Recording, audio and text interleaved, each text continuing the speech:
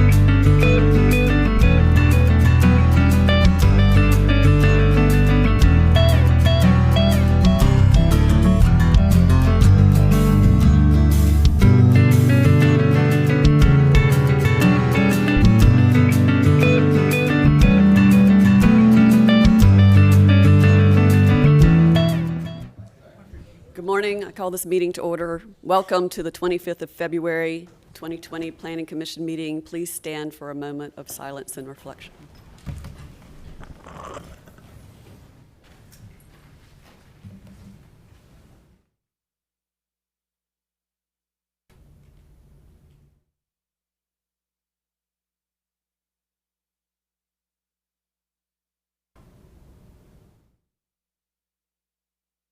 Thank you. Be seated. At the beginning of each regular Planning Commission meeting, we allow time for a comment period where anyone can speak for up to 3 minutes on any topic that does not appear on the agenda. This comment period may last a maximum of 10 minutes. Is there anyone here that wants to speak on something that is not on the agenda? All right. Seeing no one, we'll move on to the agenda items. So we have 2 cases that are considered inconsistent with the comprehensive plan and the future land use map. Those will need to be deferred to the committee of the whole meeting. So is there anyone here that came to speak about Z5119, 3700 and 3800 Glenwood Exchange and 3710 Exchange Glenwood Place? Is there anyone here for those? Okay.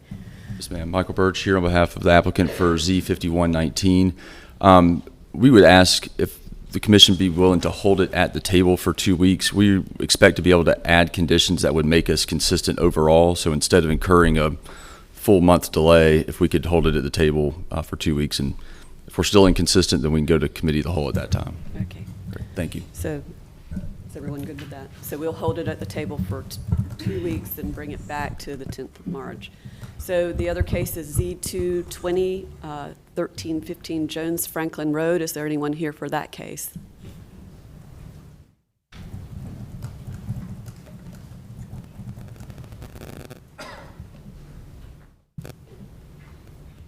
Good morning. Colin McGrath for the applicant on this one.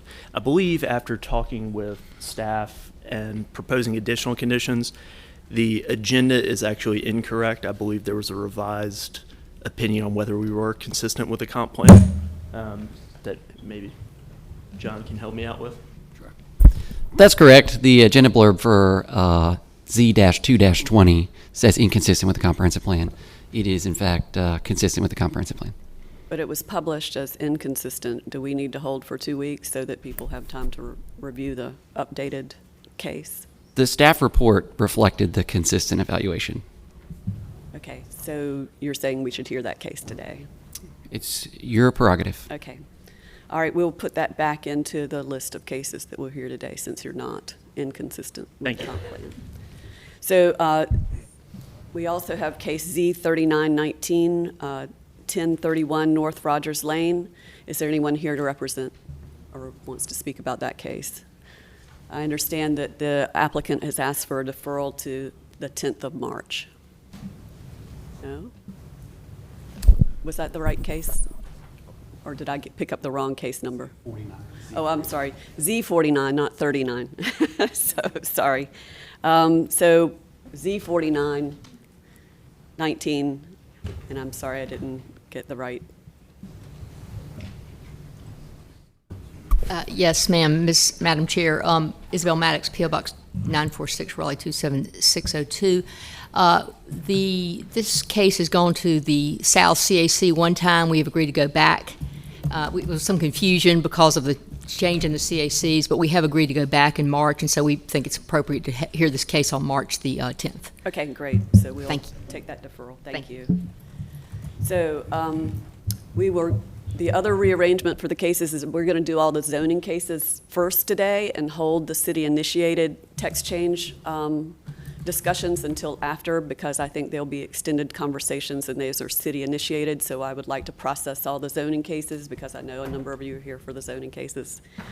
So we'll do zoning cases on old business first and then zoning cases in new business, and then we'll go back and pick up the text changes. So that puts us at beginning with the one I just called out as incorrectly, Z3919, 1031 North Rogers Lane. Good morning. This was before you previously. Just a reminder, the property is currently zoned planned development, which is a custom zoning district that has its kind of own set of rules. And what the request is to rezone the property to extend this neighborhood, essentially, in this area. And the property is about 10 acres in size. Since the last meeting, there were 2 zoning conditions added and 1 removed. You can see them here. There's a prohibition of manufactured housing in an area on the map I'll show you in just a second, and then a tree protection area as well. And this is the exhibit that goes along with those new conditions. So there will be no housing units in this area here. Again, the rezoning is to extend this neighborhood, and then there's a tree planting area here. We received yesterday a question from Commissioner Miller about the mobile home zoning, manufactured home zoning throughout the city. This map represents their locations. There's about 820 acres across 312 parcels. And the applicants are requesting to add an additional 10 acres to this area here, as indicated by the red. And that would increase the overall zoning in the city to 830 acres. And about 842 parcels. We couldn't get a great unit count here, which is why we don't have that number, because some of the older neighborhoods were built under a different development standard, wherein the individual homes could be on multiple homes could be on a single lot, and that's no longer the case. So with the current zoning and the current regulation, each lot will have a single home. It is consistent with the plan, the future land use map, and there are no outstanding issues. I can answer any questions. All right, because we've heard this case several times before. I did have a question. Okay. About that. All right, please. A single mobile home goes on a single lot? That's right. Under the new development standards. Okay, correct. okay. Previously, which is why I was gonna say, this is it's one lot, the adjacent, or it's 1 or 2 lots that has a, okay, I got you. And so, under previous iterations of our development code, you could have multiple units to a single piece of property. And Yep. that is no longer the case, which is why we display the data in this fashion. It's just easier to comprehend that way. Thanks for clarifying. Yep. Any more questions for staff at the moment? Okay. We have heard from the public more than once on this case, and from the applicant. Do you feel like we need any more input from the public or the applicant? Do we have questions, or are we ready to vote on this case? Or do you have anything you want to discuss about it?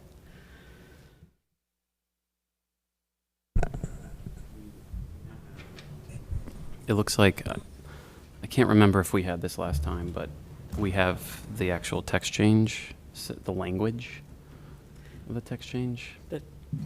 That is, The change of the conditions?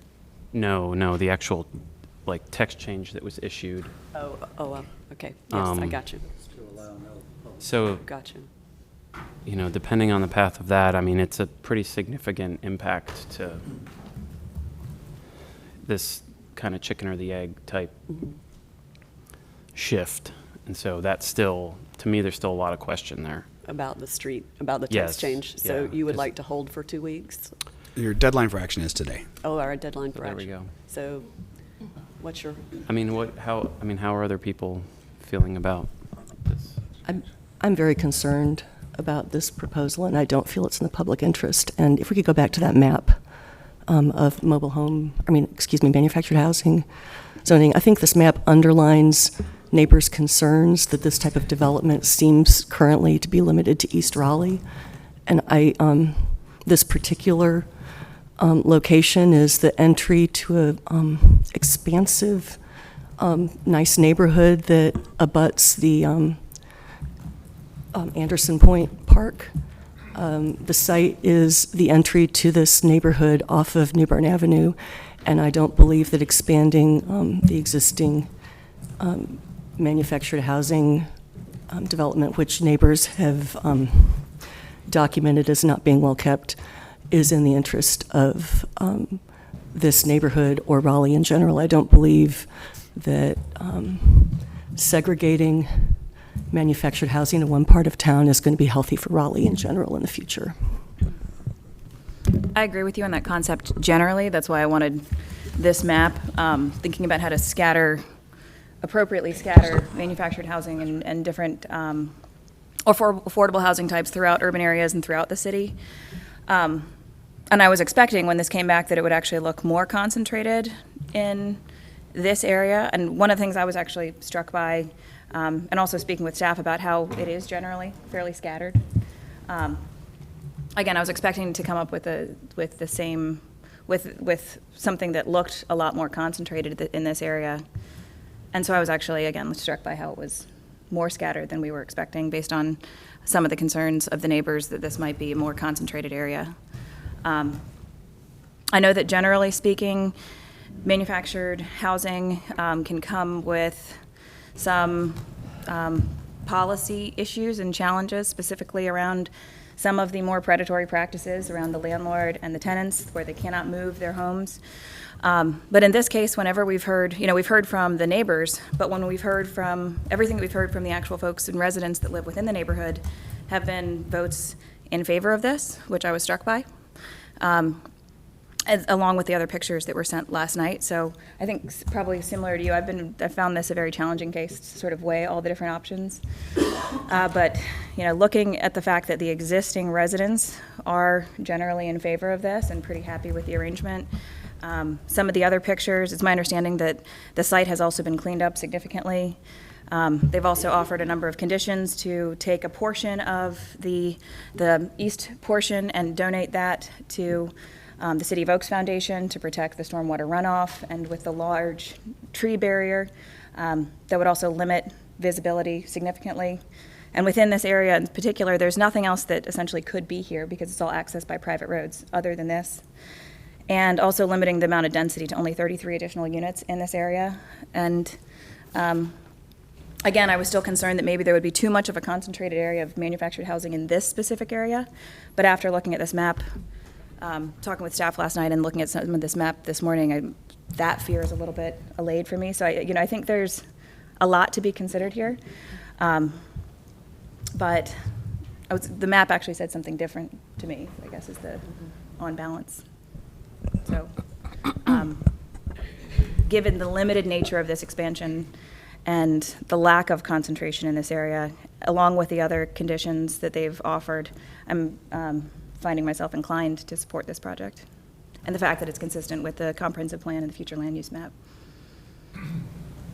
I think those are strong points that you've made there. I think some of the concerns that I just have from some of the discussion with the applicant, not knowing, for example, how many of his units are rented versus owned. I would think that if you are a good manager, you would know things like that relatively off the top of your head.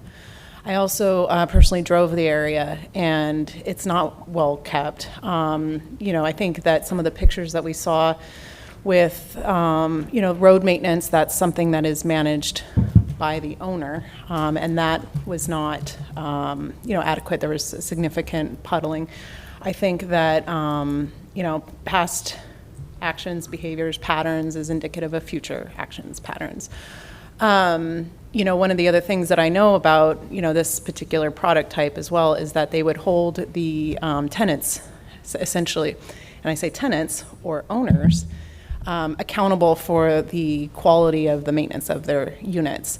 Now, typically people who are economically disadvantaged, who are living in these homes, the concept would be that there's like a rent-to-own type program, so then they're technically still the owners, they'll have to maintain that. So then if you ask folks to improve like their siding, just to even power washing, that was one thing that I noticed. That's an expense that they can't necessarily bear. So the anticipation of, having this particular product well maintained, I think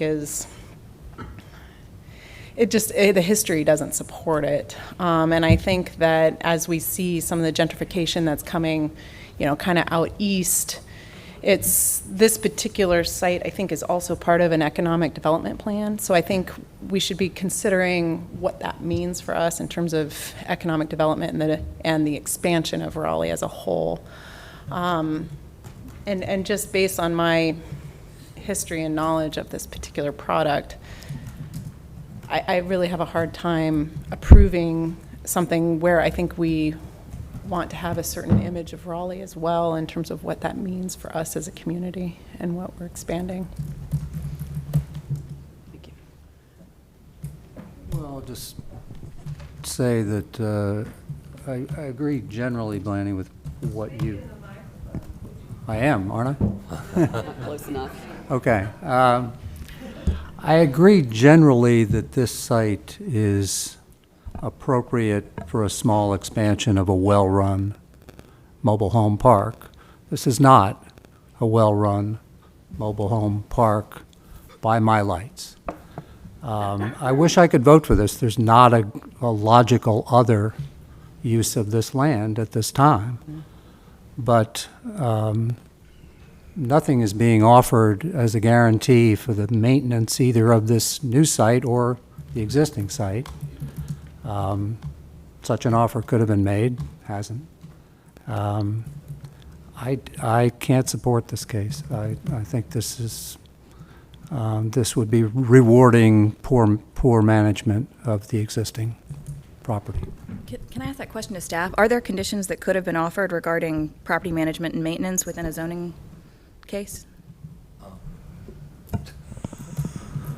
Well, I think there, do you want to take I was this? going to say it. Yeah. The devil's in the details. It depends on Sure. how, specifically what they're maintaining and what the condition is referring to. I think they can place some maintenance conditions on a zoning case to deal with the upkeep and aesthetic appearance of the property. I think that's a viable, enforceable zoning condition. Are there state law prohibitions against creating aesthetic requirements on zoning cases? That deals with architectural aesthetics. You can still provide landscaping requirements and Gotcha. things of that nature. You can't dictate where doors are, where windows are, how many gables you have, and things of that nature. Right. Although on certain things. I believe that statutory limitation is for structures that are built under the 1 and 2 family building code. Gotcha. I think the other issue is that you've raised maintenance issues about the existing park. The existing park is not part of the zoning case. The conditions run with the land that is part of the zoning case, so you couldn't have a condition in this zoning case as currently structured for property that's outside of the boundary of the zoning district. Gotcha. But for the other property that is asking to be rezoned, could there be conditions related to, property maintenance, power washing of houses, things like that? That can be within a zoning code? I mean, the toughest part is enforcement. So Sure. how do we verify that power washing has not occurred within the right interval such that we can write violations against the owner for that? That's what is tricky about it. And, most complaints, most enforcement on things like that are complaint driven.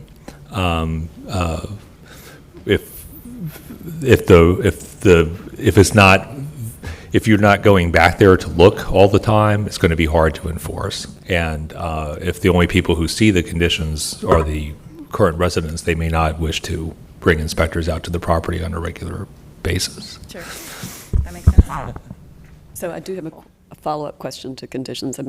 One of the things that I noticed was the road conditions, the interior road conditions are pretty poor, and I don't know whether that is something that could be conditioned in as proper maintenance of the roads in the, so is that a condition that could be added, that road maintenance is something that's done on a regular basis or meets a certain, I'm just looking for something to address some of the worst, what I consider one of the worst Again, problems. potentially the question in an enforcement situation would be what would be the remedy? Right. And repaving a road is quite expensive. If they don't have the reserves within the park to do that, are we going to be able to find them enough that that's more expensive than repaving the road? I think that would be a tricky thing to stick in a zoning condition from an enforcement perspective. That's helpful information. Raising the rents. Mr. Thomasula, do you have comments? I feel like a lot of my questions relate a little bit more at the implications, more so from a beyond somewhat zoning, more so relative to the text change, and then what triggers happen when going through site review, if they're even going to have to go through site review. So that's more around what, like, I see this, and maybe I'm not interpreting it correctly, but a lot of the investment that development has to make through the next phase of development services, once something's rezoned, when they apply for something, there's a lot of things in there that steer and influence decisions that are done with the development and investment that's being done there. And I still have, and maybe the representative can speak to this, but I still have a significant amount of questions about removing, having to go through subdivision, having to have streets, having to actually hold accountability for the development of those streets and an inlaid of infrastructure through that development process. Because I did notice that even though this is, I think these are private streets, I noticed that there are public sewers on the lot, on the current lot, which I also am confused by and understand and curious about how that plays into things. But I really do feel like infrastructure is a huge component of, you know, a resilient, like, accessible housing complex. And a little bit of me worries that if we're creating a path of least resistance solely for this one instance or this sole product that far exceeds any other options that we have for quote unquote accessible housing, et cetera, then I don't think it's proportional or reasonable at this moment in time without really understanding a full comprehensive approach that we have towards this. Like, I still, especially with this text change, and I'm happy to sit down with the applicant and like talk through this because I may be thinking about it from a different lens, but I do not see this as affordable housing from my experience. So, and I might have a totally wrong bent on it, but like,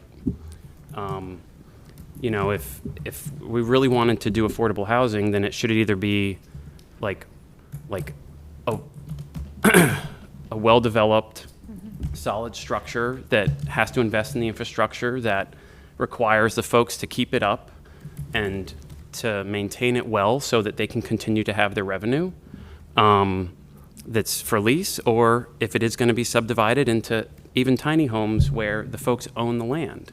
I assume the goal of making mobile home or manufactured housing be on subdivided lots was so that it somewhat pushed developers of mobile home lots, because a mobile home in and of itself, yes, it can be affordable housing.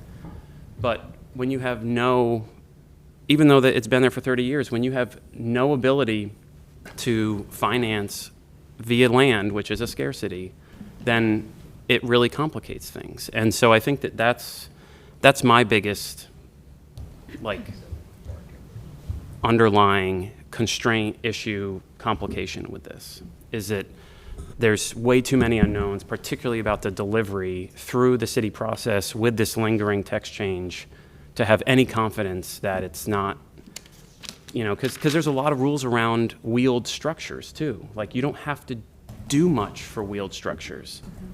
And so I just don't know if this is, as, you know, we have to figure out as a community, again, this is a little bit of a punt, apologies to the applicant, but I just think that this is not what I think of when I think about really investing in, you know, resilient, more affordable housing. And that's somewhat, I feel like, of what the applicant has said.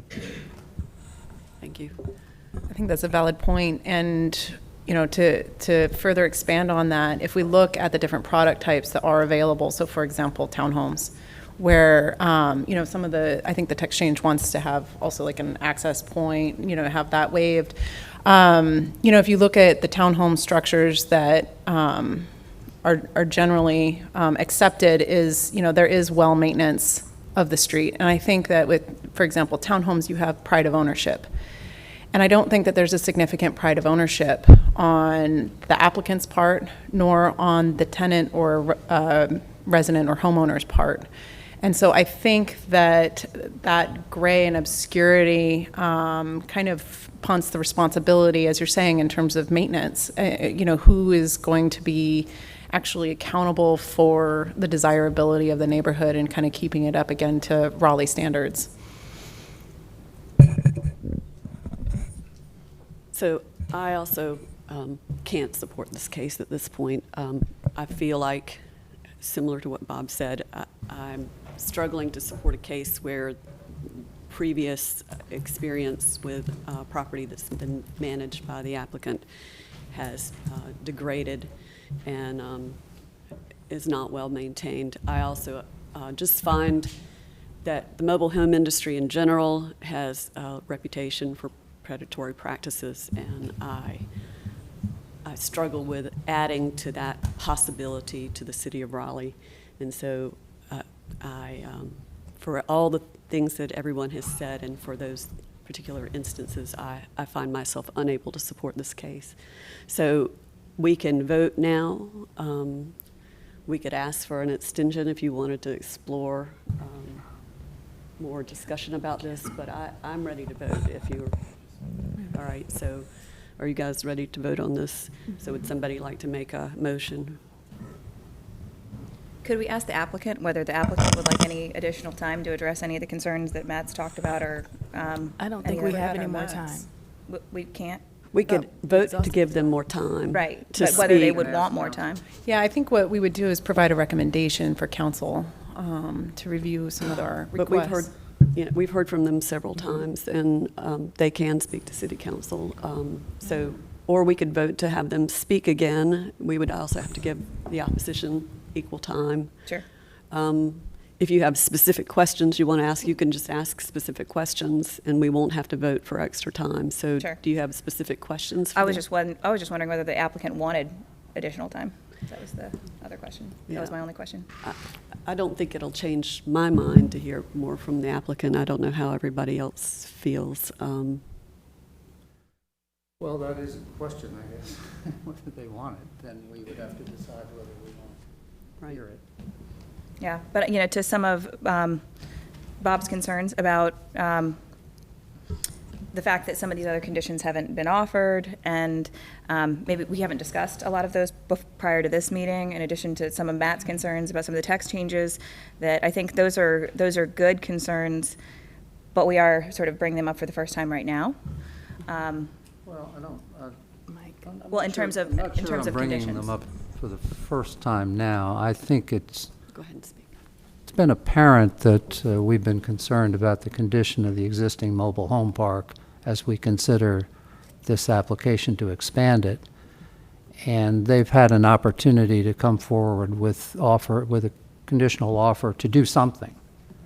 I am not trying to define what they might have offered, simply that they might have offered something in terms of landscaping or the quality of the property, the new property, but also relating to the old one. I mean, I can imagine, for example, that they would offer not to develop the new property until they've cleaned up the old one, some such thing, or some enhanced buffering against the, I mean, they've buffered part of the property against the park to the south, but not all of it. So it's not a brand new concern on, at least I think I've expressed it before. I recall that you did say that, we deferred the case, I think, 2 weeks one time just to make sure that people could go out there and look if they wanted to go look. And I recall that you did go look, and that it was clear that we were concerned about how Sure. the current property is being maintained and whether that would bleed over into additional acreage if it were allowed to Yes, expand. there was some So discussion of that, just not specifically with respect to zoning conditions that might be offered. That's true. Yeah. But I'm not convinced that zoning conditions are going to help us here based on Sure, the that makes conversation we just had about how that is, zoning conditions would have to be managed by the property owners, or I'm sorry, the residents out there having to report on the people that are maintaining where they live. And so I'm not convinced that conditions are going to solve this problem either, personally. That makes sense. Yeah. Yeah, I'm just sort of interested in more engagement. I know that it sounds like there, and especially with some of Matt's concerns that I think are good ones, that specifically with respect to text changes could provide a basis for expanding these same issues to the other manufactured home sites when we're looking at the type of city infrastructure and creating some of those policies. And I think that that's a good opportunity. And I think always engaging with citizens and applicants to the extent they want to engage makes sense.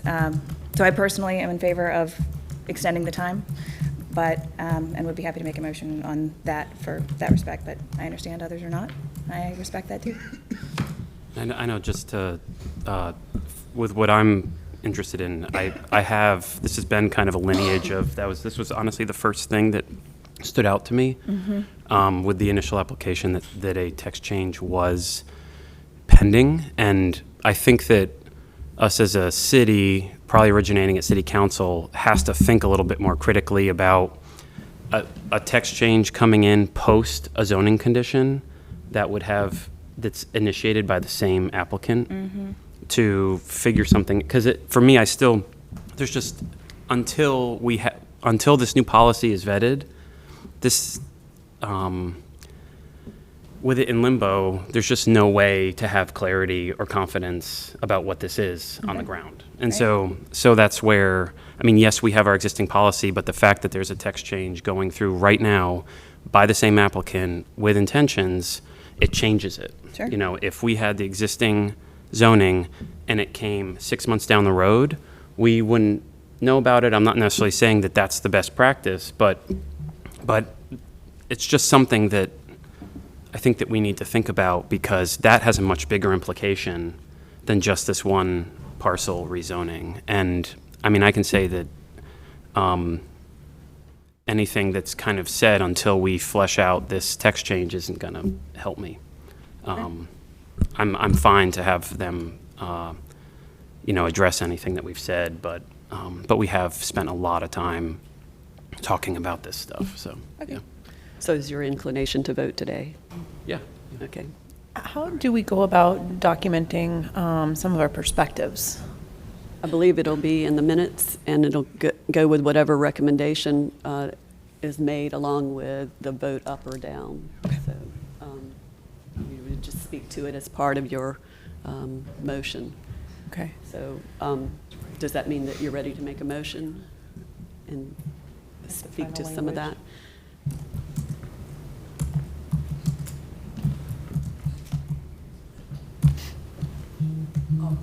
I'll make a motion that we recommend denial of Z 3919 as not being in the public interest, notwithstanding that it is deemed consistent with the comprehensive plan by staff, and the conditions of the existing mobile home park are a big part of the reason I say that. So that's my motion. Did you want to add to that motion? Yeah, I'm not sure. How does that work? Can she just tack on to that motion, or just Friendly amendments allowed. a friendly amendment? Okay. Make it friendly. I would add that the concept of the question of oversight and who would maintain the public roads, who maintains the quality of the buildings and the landscape, to make it generally acceptable to the community.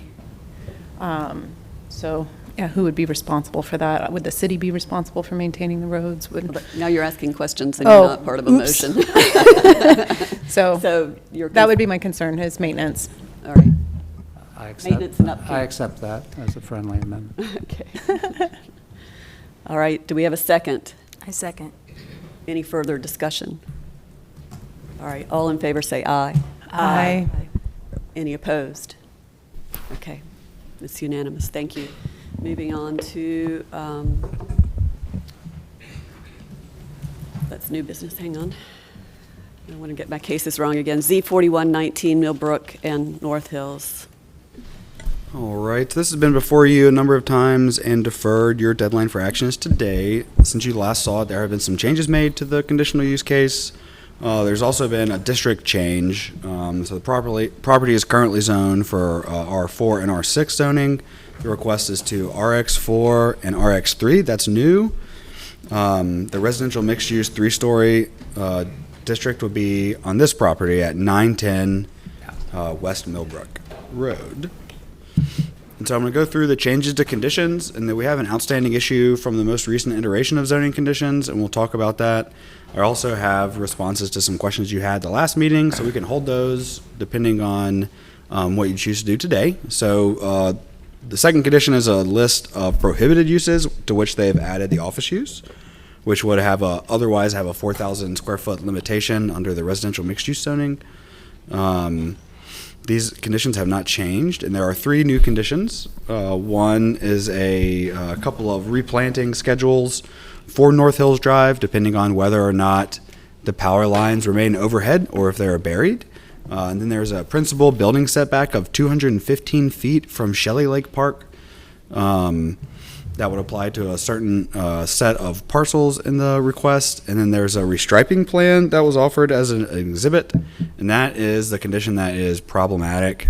I'll leave it here for just a minute, but what is shown here is problematic for a number of reasons. One being that it's substandard and different to what the city would otherwise require, and you cannot change that with a zoning condition. It can be traffic study at time of site plan and to consider these things, but having this exhibit as part of the law is problematic. For one, they've made a lot of assumptions of like where the access point would be. They're not showing the required street widening here. There would be an extra 5 or so feet, I believe, that would need to be dedicated. That's not shown. And then, of course, redesigning a street should rely heavily on traffic engineers looking at observed traffic patterns and turning movements, and none of that has occurred with what is presented here. So that is our recommendation, would be to revise that. So the decision you have today is you have a deadline for action in City Council. You can request or you can act on the case, approval or denial. Zoning condition number 8 cannot be adopted by City Council. So if you wanted to see that changed at this table, you would need to request an extension to your deadline for action. With that, I can take questions on this, but I also have a few other exhibits from some questions from your previous meeting that we can go through as well. Any questions for staff about what we've seen here? And then we can go into questions. I didn't quite understand the last thing you said. Can we recommend that zoning condition 8 be modified in the way you have recommended at this table or not? There would be no time savings for the applicant in doing that. There would still, what happens when you make a recommendation, it goes to City Council next week, and then at that point they schedule a public hearing, or they can choose to defer the case for another 2 weeks, and at that time the application can change, but not until that time. It can't change between when you've seen it and once they receive your recommendation. And so either way, to change this, it's 2 weeks at this table or theirs. So that suggests they should just take it out. That would be my recommendation, yes. I have some questions, but I'd like to hear your answers to questions we asked before. So you had some questions about the existing trees and buffering, a question about the street type, which is pertinent to the new condition, and turn lane, and then questions about stormwater. So this is the subject site here. You can see the property line of Shelley Lake Park, and using GIS, the online service that we use, iMaps, there's about 130 feet and 96 feet here, and 130 and 190 feet here. You also see there's a couple of numbers. I'll show you some pictures in a second what that looks like. And in terms of acres, you've got 0.4 acres and 1.2 acres here of forested land that is on city property. And so this property is owned by the city and is not subject to the rezoning request or any site construction. So picture one, you can see my wife Shelley and dog George here. We went to the park, and so that is the location here. Where was that? That's down. Yep, Shelley Lake Park. So there's about 190 feet to the tip of that property down there. There they are here. And you can see there's the house up through the trees. And then the final picture, there. And my thumb is over the lens, my apologies. And so that's the existing conditions today. So that is all to say that there is forested land on the park's property that cannot be disturbed with any activities that happen on the private property, which is being requested for rezoning. There's another bit that we can look here. So there's a 215-foot building setback for these three properties from this line. This property is 167 feet, and so 50 or so, or 48 feet, I guess, in this direction is the building setback line from here. And so there'll be no buildings in any of this area, no principal buildings. There could be accessory buildings, or parking or other utilities or things like that. But no principal building can occupy any of that property within 215 feet of this line. So that's a new zoning condition. This is what the street looks like right now. There's a travel lane for motorists in either direction and a travel lane for cyclists in either direction as well. And then there's parking on either side of the street. The street is identified as an Avenue 3-lane parallel parking street type in the street design manual, which means that when development occurs along the street, or if the city initiated a capital improvements project, this is the type of street we would build. And so it would have a turning lane in the middle, two travel lanes, two travel lanes for motorists and two travel lanes for cyclists, and then parking on either side. I don't have the numbers for you, but A is the total length of right-of-way that is required for that street. And what they're showing in their exhibit does not reflect this. And there are ways to change this in site plan. It's just that our engineers need to conduct a study to make sure that how they're redesigning the road functions for the utility the road needs to provide. And that hasn't happened yet. In terms of stormwater, this is a look at where all the stormwater goes in the area. No surprise, it goes to the lake. You can see it going through the property here. And here's a larger look at the lake. You can see everything goes there. These lines indicate a current storm channel. And so when the site is redeveloped, the amount of water that is coming from this direction off the property cannot increase. It has to be maintained through an on-site storm device. And you can think of this lake and all these other little lakes as those types of storm devices. And so essentially they would maintain that water flow here for a certain amount, and then it would discharge into the lake, which of course goes down into Crabtree Creek, which goes to the Neuse River. And that's the information I had for you. Midtown CAC voted 11 in favor and 20 in opposition. Your deadline for action is today, and I can take any questions. And that vote obviously was before all of these new conditions, and it's come down a story since that vote. Yes, so it has. That was my question. When you said the district changed, could you recap that? Mm-hmm. So the request was previously for residential mixed use RX with a 4-story height limit and all the other zoning conditions and a parking limit and frontage. They changed the district designation on this site here, this property, to a 3-story height limit. There's also language, one of the zoning conditions says that there will be no more than 3 habitable floors of space in a 4-story structure. So they could build a 4-story structure, but that first story would have to be parking or utilities or storage or some other non-residential space. But what they have done here is just say we won't go taller than 3 stories. And Matt, that's that lot on the north side of Millbrook that's separate from the rest. Mm-hmm. It's isn't it designated in this case for only 4 units? Or am I not remembering that correctly? I don't believe so. Yes. Yes. Heard it here. I'll have to look.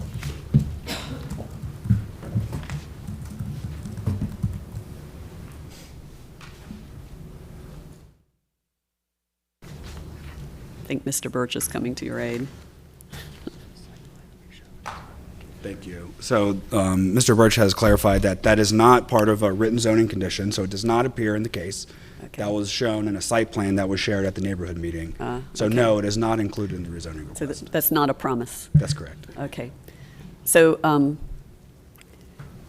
I want to try to understand where the buildings could be in this case. Again, I So it's like think I understand somewhere it. in here. So that is where they can't be. Yeah, it's like 50, it's 50 feet from this line, essentially, 48. Because it's 215 feet from here. This property depth is like 167.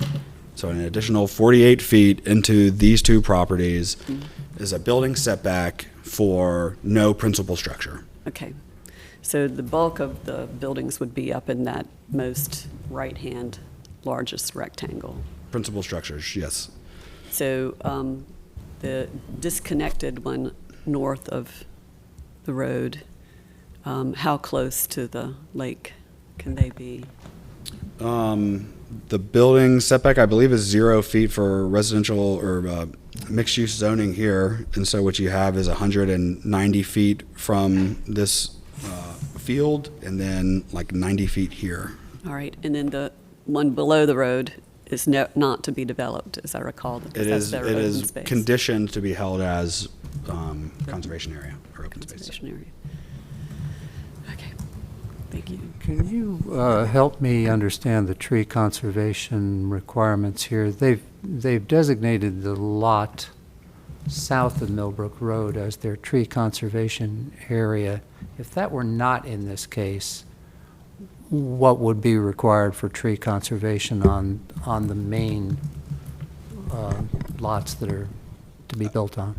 So for properties over 2 acres in size, I believe there's a 20% tree conservation area. The primary tree conservation, you have to exhaust that 20%, 10%, sorry, thank you, Travis. Would first have to be exhausted like along the street is what is an area that's called primary tree conservation. What we have in that area is a conflict with the overhead power lines, and so you have to look for other areas where you can put tree conservation because I think there's a pretty high expectation that it would be disturbed in that area. So is any tree conservation, general or specific, being offered outside of the lot south of Millbrook? Yep, so if you look at, there's a couple of conditions that talk about tree plantings. Number 6 is a 20-foot deep common area between this property here and these properties. And so there's a tree planting schedule that specifies a number of shade trees, understory trees, and shrubs to be replanted if that 20 feet of area is disturbed. They have to replant it based on that schedule.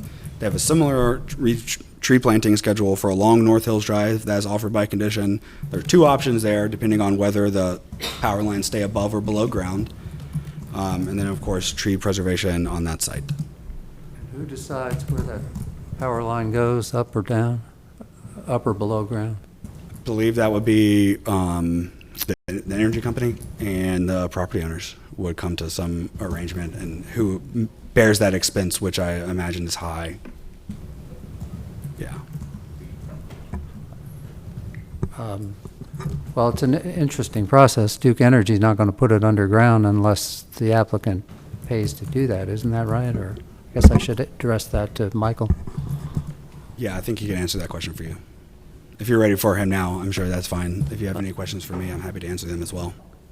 Right. So did anyone else have any questions for staff before we discuss how to move forward? Yeah, just a quick question on the tree conservation. Because they're offering the new setbacks with the trees, could that be, construed as tree conservation? I don't know. So what they've said is that a principal structure cannot be placed within 215 feet. And so parking can go there, accessory structures, they can do all sorts of site moving activities, so long as they follow all the other rules in the development code. But what they're saying is that there's not going to be an apartment building there. Got it. Yeah. Anything else for staff? All right. Because we've heard from the applicant and the public in the past, we would have to vote to hear from them again, unless we have specific questions for the applicant or perhaps members of the public. So are we inclined to hear from the applicant and the public at this point? I would like to hear from the applicant and the public at this point, because I think conditions have changed, and I'm curious to know whether the public has any different feeling about this, and I would also like to know more about why the applicant has made the changes, and I would be interested in giving each side 5 or 6 minutes to have that conversation. How does everyone else feel about that? All right, so does anyone want to make the motion? I move we listen to the applicant as well as the Members of the public? members of the public for 6 minutes, or should we 6 say minutes more? each. Okay. Second. All right, and we got a second. All in favor, say aye. Aye. Aye. Any opposed? Okay, so, Mr. Birch. Great. Good morning. Again, Michael Birch with Longleaf Law Partners. Before I touch on the change conditions, let me touch on a few of the questions that I heard. So first, question about change to the zoning of this parcel here. Again, under the development plan that we've been working with, that is always intended to be maximum 3-story structure. And so it just made sense to have that as RX3 instead of RX4. And so that's why we made that change. Question about tree conservation. So our site, again, from a site plan standpoint, is greater than 2 acres in size. I will note that the area down here on the south side of Millbrook, what we have designated that is that it be subject to active tree preservation. That doesn't mean that it necessarily will count towards tree conservation. An area that's subject to tree preservation still has to meet the minimum qualifications in terms of its area, depth off the road, and everything else. Can't be within easements, stormwater easements, sewer easements.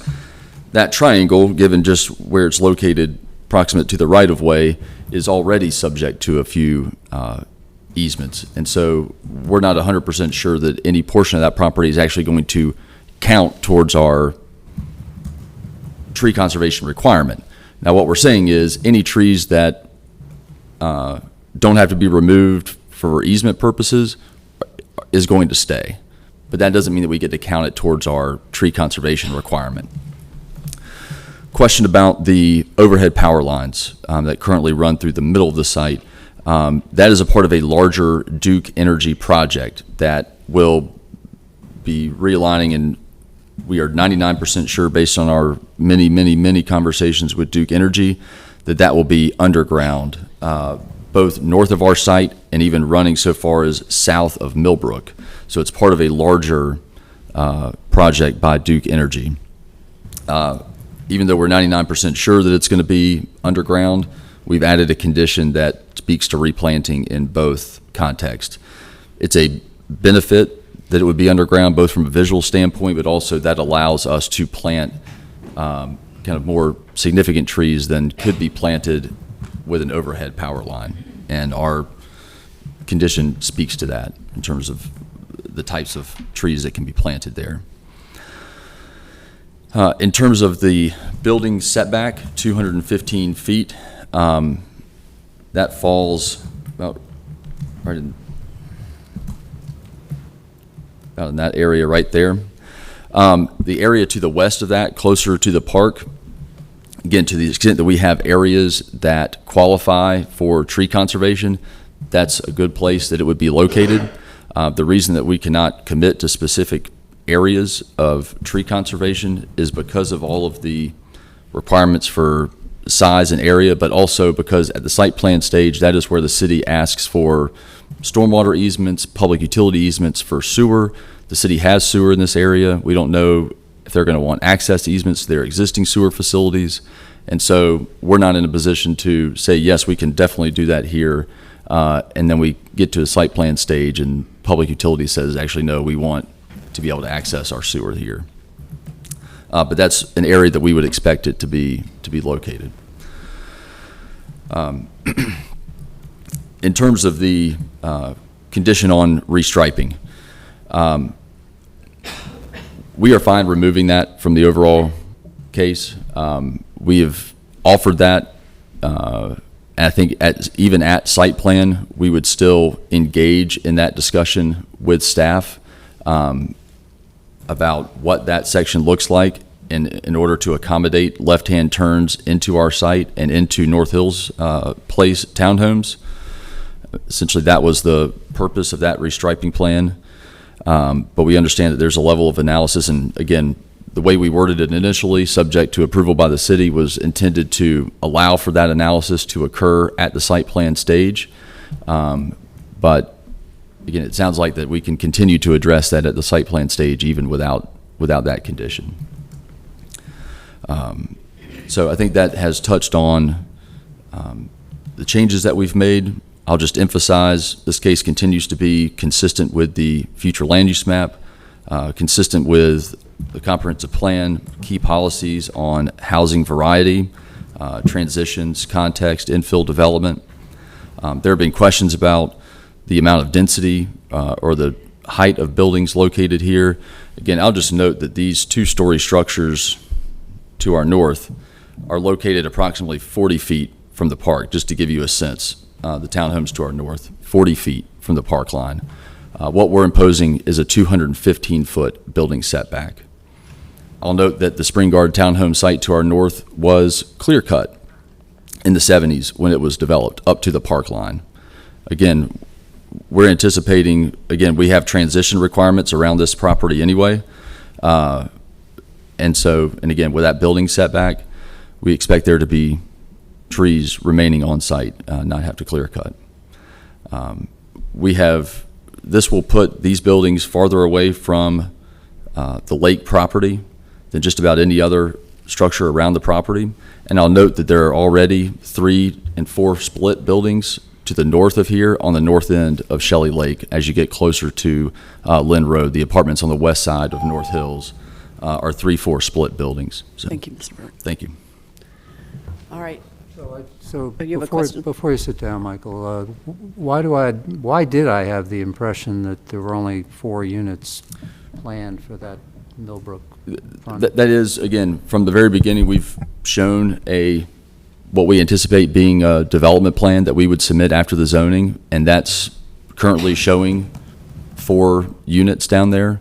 Again, we're not at the site plan stage yet. We can't attach a site plan to the zoning case, but just given the size, shape, access to that parcel, that's what the current thinking is the 4 units. Thanks. All right, so we have 6 minutes for the members of the public to come up and speak. We did not designate a 2-minute per person time frame, but if there are more than 3 of you, I suggest you work out how much time you each want to spend speaking. So, and please all come forward now if you're going to speak so that we're not waiting for you to stand up. And we want to make sure that you're sharing new information. I'm specifically interested in knowing if the new conditions have any impact on your thoughts about this property. I support that statement, by the way. Yeah, okay.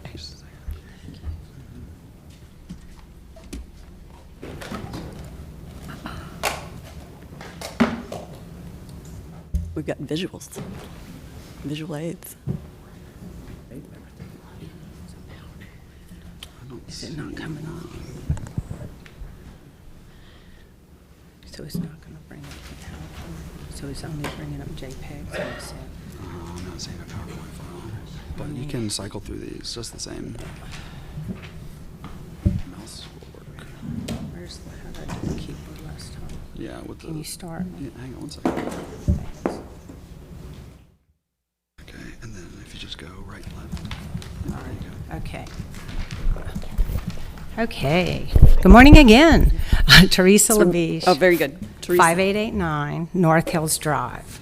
I'm just going to zoom through some highlights. I found this on page 3-16 that talks about, in the 2030 comprehensive plan, that talks about this whole idea of intent and that when we zone a place, we've got a range. Now, this is R6 currently, and I highlighted some things and short of time here, so I'm not going to go into it, but we're R6.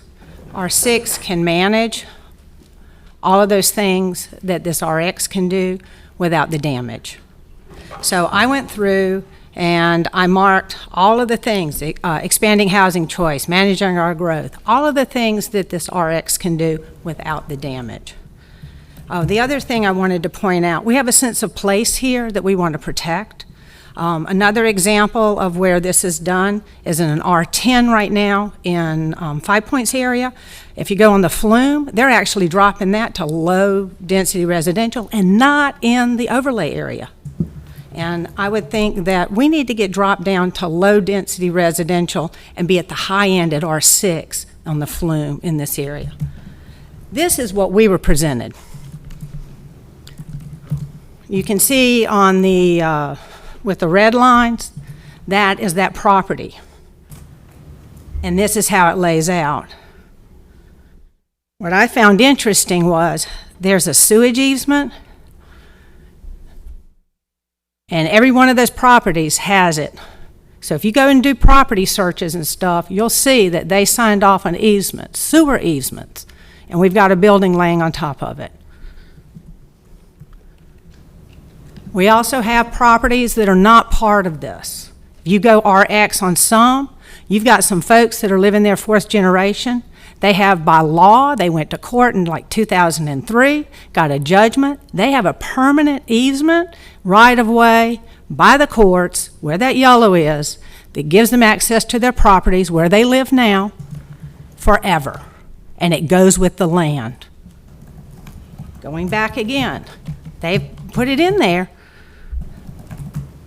But I'm not seeing the required tree buffer stuff.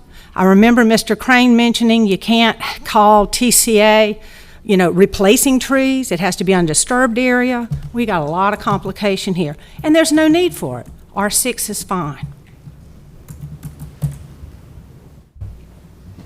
Thank you. Thank you.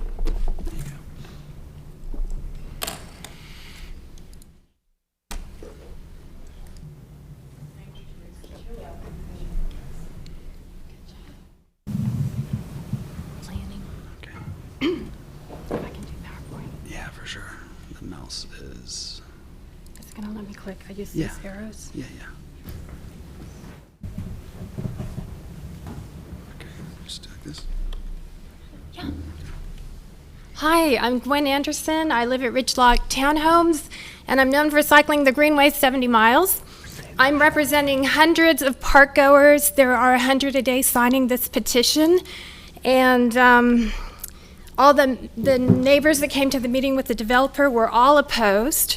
So it's not just me. We have this proposal that was completely over the top, utterly revolting, and it's come down to over the top and revolting because it's about density, right? And the purpose and intent of the UDO, which is to conserve and protect the city's natural beauty and setting, including the trees, scenic vistas, culture, and historic resources.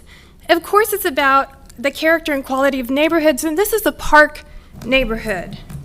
This is not downtown. Okay, now the map, this goes back to your problem with the map from 2010. We've put all this density around our parks, and our parks can't survive that way. So we need to redo these maps and gradually bring the commercial and the high density to our major spokes and leave low density around our lakes.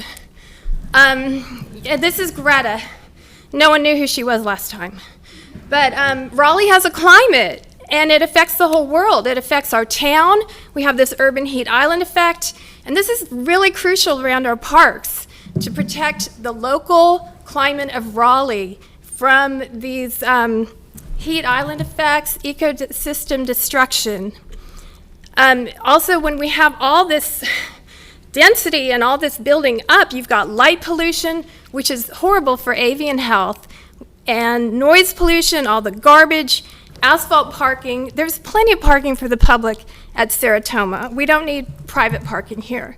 Car exhaust, and it's congestion, density and congestion. So we can do the map and we can see that developers want They want to make 33 to 44 million out of these 112 units. And it's a project it's already worth 13 million. That's enough, right? This windfall that they're getting by building up, that's a cost borne by the community for generations upon generations to come. You can read about that in natural resource economics. We're guessing what the commercial uses are. They haven't told us. Anybody else want to speak? Sorry, okay. Just come forward, yes, you've got 44 seconds. Sorry. You've got 44 seconds. Okay. My name is John Freeman. I reside at 812 North Hills Place, which is a community of 22 condominiums units directly across North Hills Drive from the area being considered for rezoning and development. Thank you again for the opportunity to speak on this matter. I shall not take your time to repeat all of the detailed technical facts that speak to the inappropriateness of rezoning this property for the proposed project. I shall only reiterate the concept that we have a responsibility to be good stewards of the bountiful resources given to us. You specifically have been selected to represent us in doing that. Much of a recent focus has been around our downtown and Dix Park. Although it is wonderful to see the urban areas being revitalized with the application of policies of increased density and services, we need to remember that this Z4119 proposed rezoning is in a residential suburban area. Thank you. Please send this to the Raleigh City Council with a resounding no. Thank you. Thank you.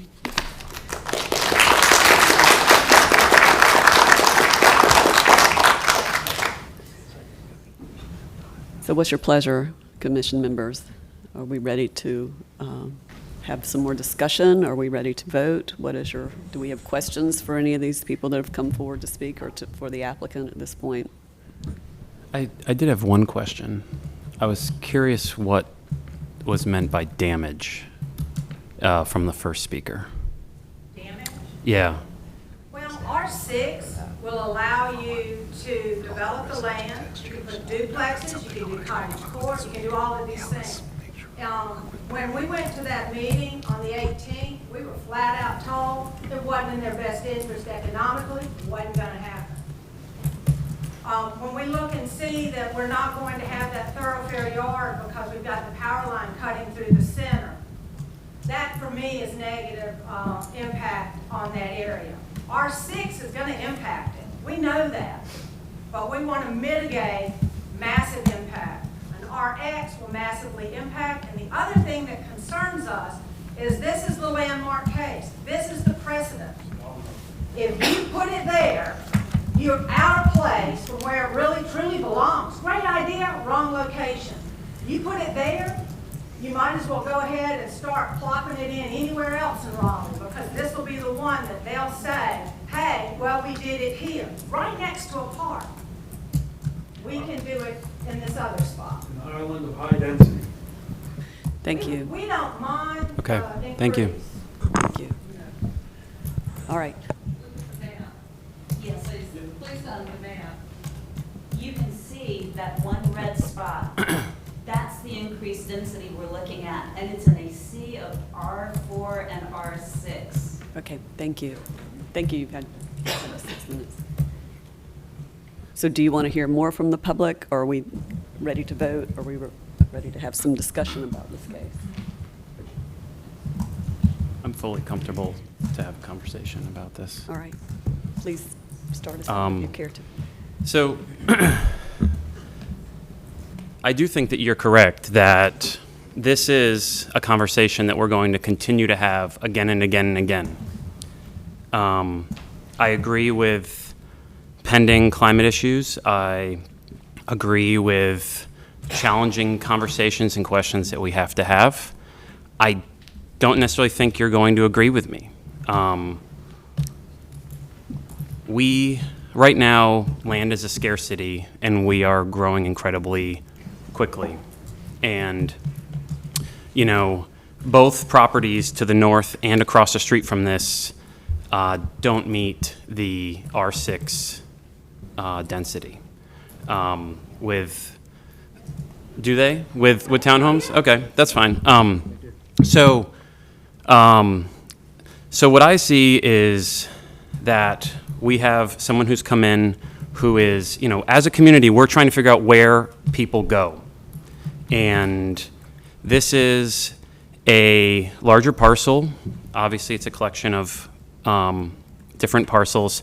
But if damage, both from development and development of the site, is what the real concern is, from my understanding as to what the process would be for a subdivision into large 3,000 and 4,000 square foot homes that can go on R4, R6, is a lot lower standards than actual apartment style building.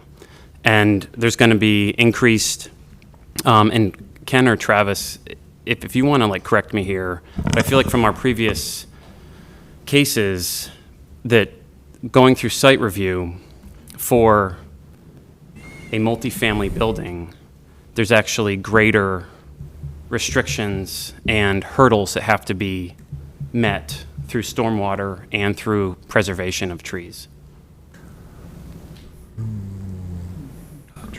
Not trees. No. So the tree conservation requirements are tied to the site, the dimensions of the site, and the zoning on the site, irrespective of whether they were plotting townhouses or some other, or multifamily.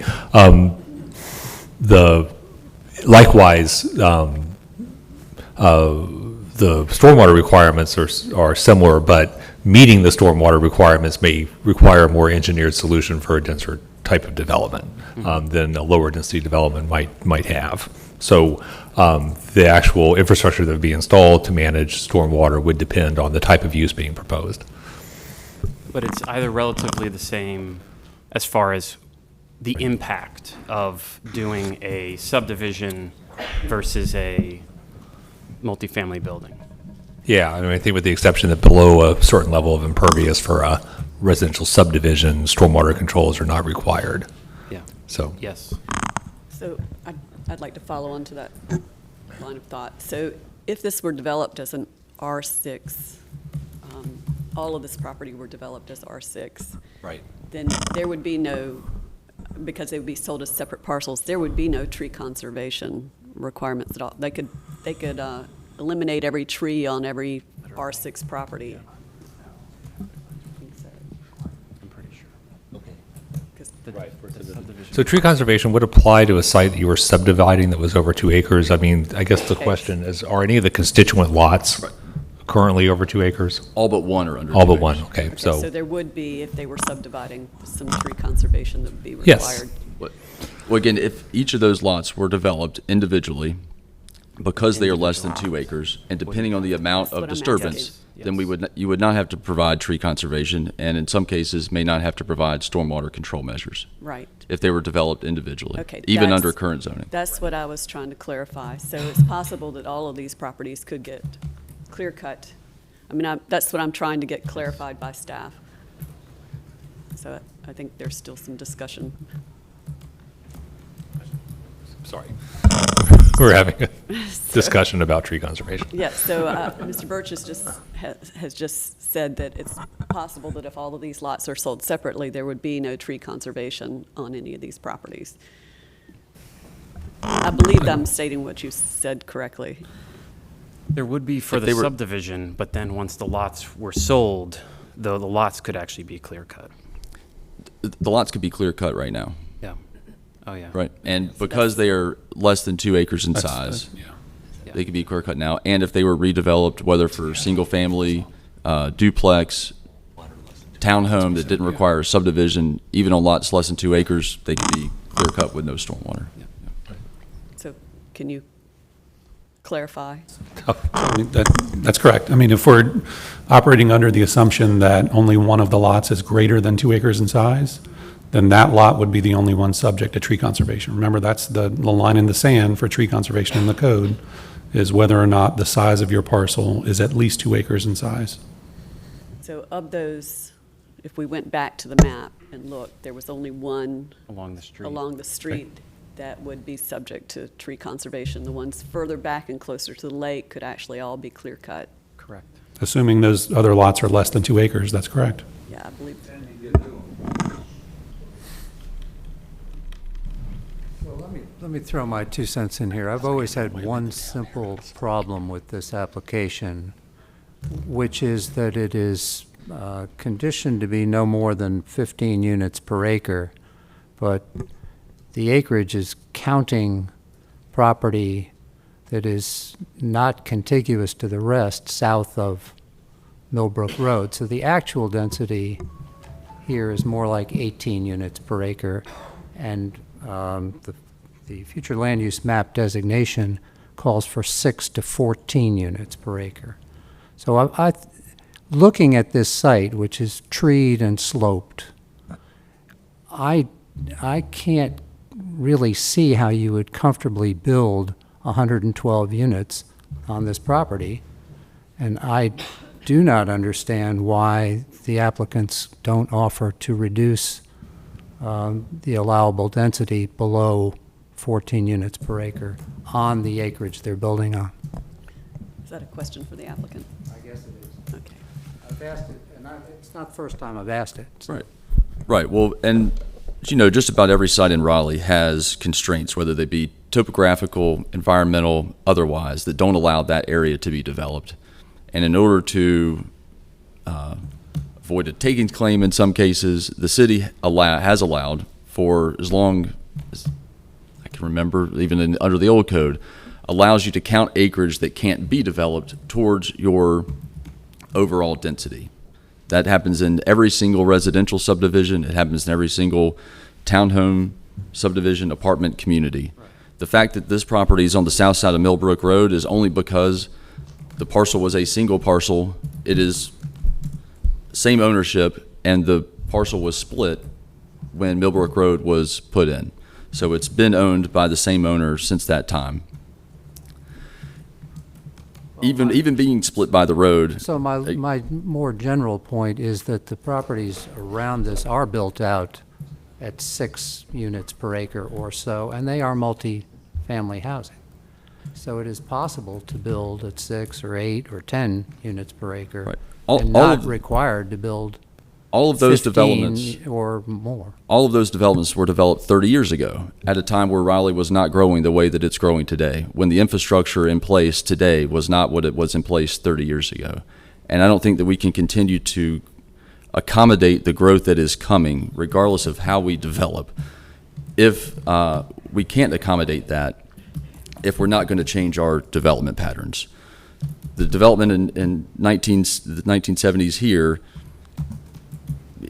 does not accomplish the city's goals if done on the property to the south today, in terms of accommodating the folks that are coming to the city. We are attempting to locate density in an appropriate way that protects the park, that provides stormwater controls in close proximity to a recreational resource and on streets like North Hills Drive and West Millbrook Road that have significant capacity for transportation, and that are currently served by bus service and are proposed for higher levels of bus service. This is where all the policy suggests we ought to locate density. Anyone else have thoughts that they want to share at this point? Rebuttal? No, I'm sorry, we are at the table now. So, then I'll go ahead and offer my thoughts at this point. I'm very conflicted about this case because I do want to see as much tree conservation as possible, as close as possible to the lake. However, I struggle with the density of the case. I think, along with Bob, that bringing down the number of units would make this more palatable to me, assuring that there were no trees lost in the areas, in those 3 rectangles to the west of the large property, as much as possible of those trees being saved and left instead of removed and replaced by parking or whatever else might go there. The parcel further down doesn't concern me as much because it's further away from the lake, and so I'm really struggling with what to do with the intensity of this of this proposed building. But I also feel like we were to go with an R6 in this area, that we're going to lose a lot of trees, closer to the lake. So I'm conflicted. I'd like to see it lower density, the building's lower density. I'd like to see more conditions about tree preservation. We have to balance the environment against the number of people. Is this the right place, right here next to a park, next to a lake, for this kind of density? I'm struggling with that. So no, some density, yes. This kind of density, not so much. And I have been where trees have been clear cut for subdivided property, and it's just disheartening to see us lose all those trees. So I'm conflicted. I as well. The concept, though, if we, let's say, approve it, could we approve it with the recommendation to lower the density? Could we do it that way to the council? I think we have to vote on the case before us. So. Okay, because I thought at some point we can provide recommendations, right? We can, but I think we have to vote on the case before us. So. Okay. Right. You could, as part of your motion, or have reflected in the minutes that go to the council, a note that you might have viewed the case differently had it been conditioned at a lower density, for example. But you can't amend the case. But you can make, so. This area is developing. This area is developing with a mix of housing. It's also one of the great treed neighborhoods in our city, so I think we should try to balance those two factors, and a good balance of those factors for me lands below 15 units per acre, or I really believe this is 18 units per acre, given that the lot flanking Millbrook is discontinuous to the rest of the property. I mean, I understand what Michael said, that we've always counted undeveloped land toward the total acreage, but I think there's a limit to how we do that. And if the properties are not contiguous, I'm not sure that we should do it. But I also think that as a practical matter, the 108 units are going to be built on about 6 acres, and actually less than that, so that where this property is developed, it's going to be pretty intense. And I don't object to pretty intense, but I object to too intense. And I'm drawing the line south of 112 units. So, I guess a conversation that we're going to continue to have is what feels good with density. Sure. Yeah. It seems like whether it's 60 units or 100 units, the same level of disruption is going to happen to this site. Like, I don't really see how adding an extra story is going to, I mean, yes, they're required to have some more parking, but most of the parking is going to be tucked under because of constraints anyway. And so I'm a little confused as to why. I'm not a site planner, Matt, but fewer units is going to save more trees. I think it's just a pretty simple proposition. If it's one more story, it could have the same footprint. I mean, it's, so I'm just saying, like, there's another side to it where if we're talking about footprint, like a 30 stories, 30 units on one story, 30 units on another story, 30 units on another story. I'm not objecting to the height of the building. I'm not objecting to 4 stories. I'm just saying fewer units would have a smaller footprint and more trees would be saved. This site is going to be hard to build on. It is steeply sloped. And to pack that number of units onto this site is going to take down an awful lot of trees and is going to really damage the character of the surrounding neighborhood.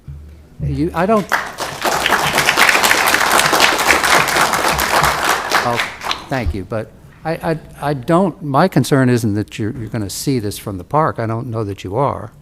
But think you will. North Hills Drive has a nice character to it that I think we ought to respect as we consider density coming into it.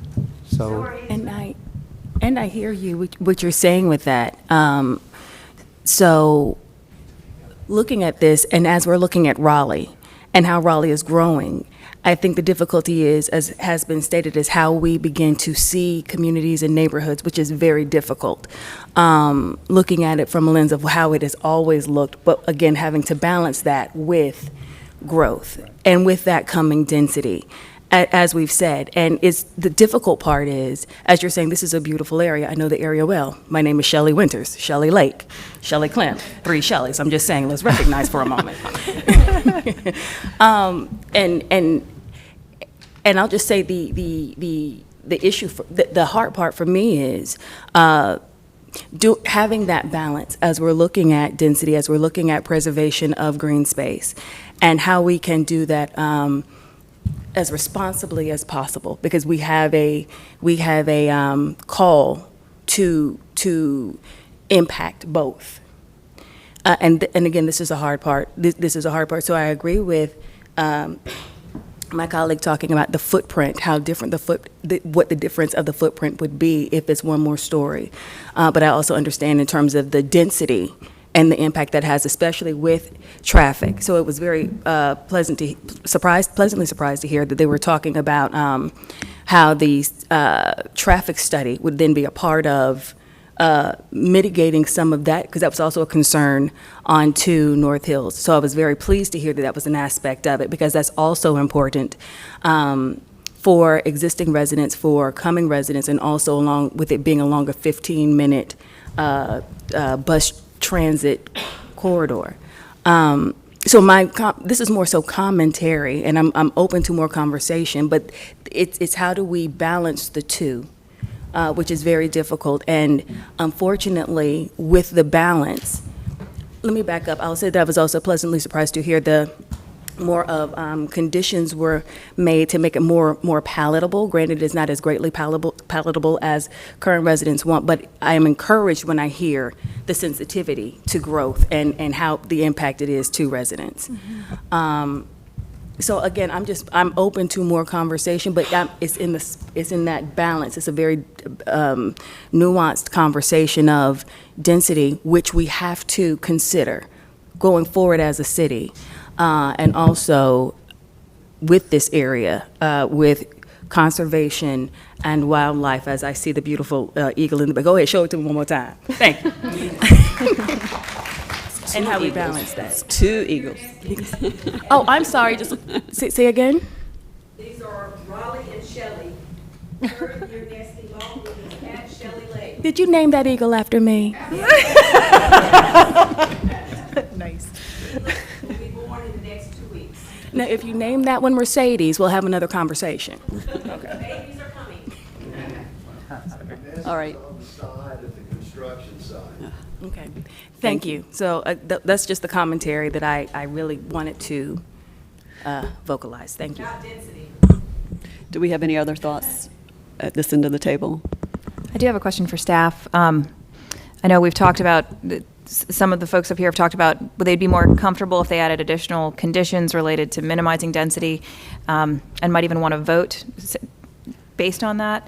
What are the rules with respect to if the condition's not offered, specifically saying that we will vote against it because that condition wasn't offered? So you can state, if the commission were to vote with a recommendation to denial, you can state your reasons. Among the reasons could be that you think the density proposed in the conditions is too high.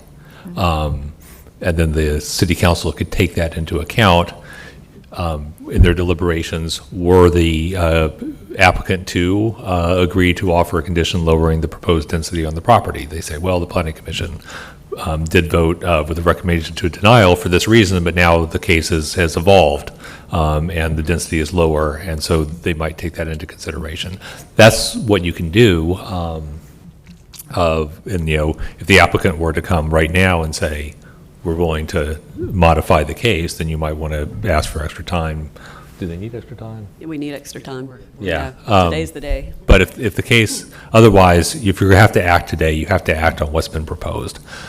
the steps in front of the applicant after you vote, or it goes to city council, they can schedule a public hearing, and then the case has a certain amount of time after that public hearing to be modified in some way. So there are still additional steps in the process after your vote where the case could change. And I would like to say that I hoped to vote for this case. I don't agree with the staff decision that 15 units an acre is consistent with the future land use map, when the future land use map sets a range of 6 to 14. So 15, I think, is more than 14, and comfortably in the middle of 6 to 14 would be 10 or 11 or 12. But it isn't 15, and this effectively is 18. So it's not a small difference. It's the difference in the character. We're going to introduce density on this site. I'm fine with that. We're going to have 4-story buildings on this site. I'm fine with that. It's the sheer intensity of it. Are we able to ask the applicant if they would, what they would prefer if we extended, or I don't know? I think we need to get a feel for what the vote is likely to be. I mean, I think at least some of us are tending towards voting against this case with this kind of density. So would you prefer for us to ask for an extension and go back, or would you rather us render or provide a vote today to send on to City Council? Well, we don't want to lead you down a road of wrong expectations. I can be very clear, and we were very clear at the last neighborhood meeting we held last week.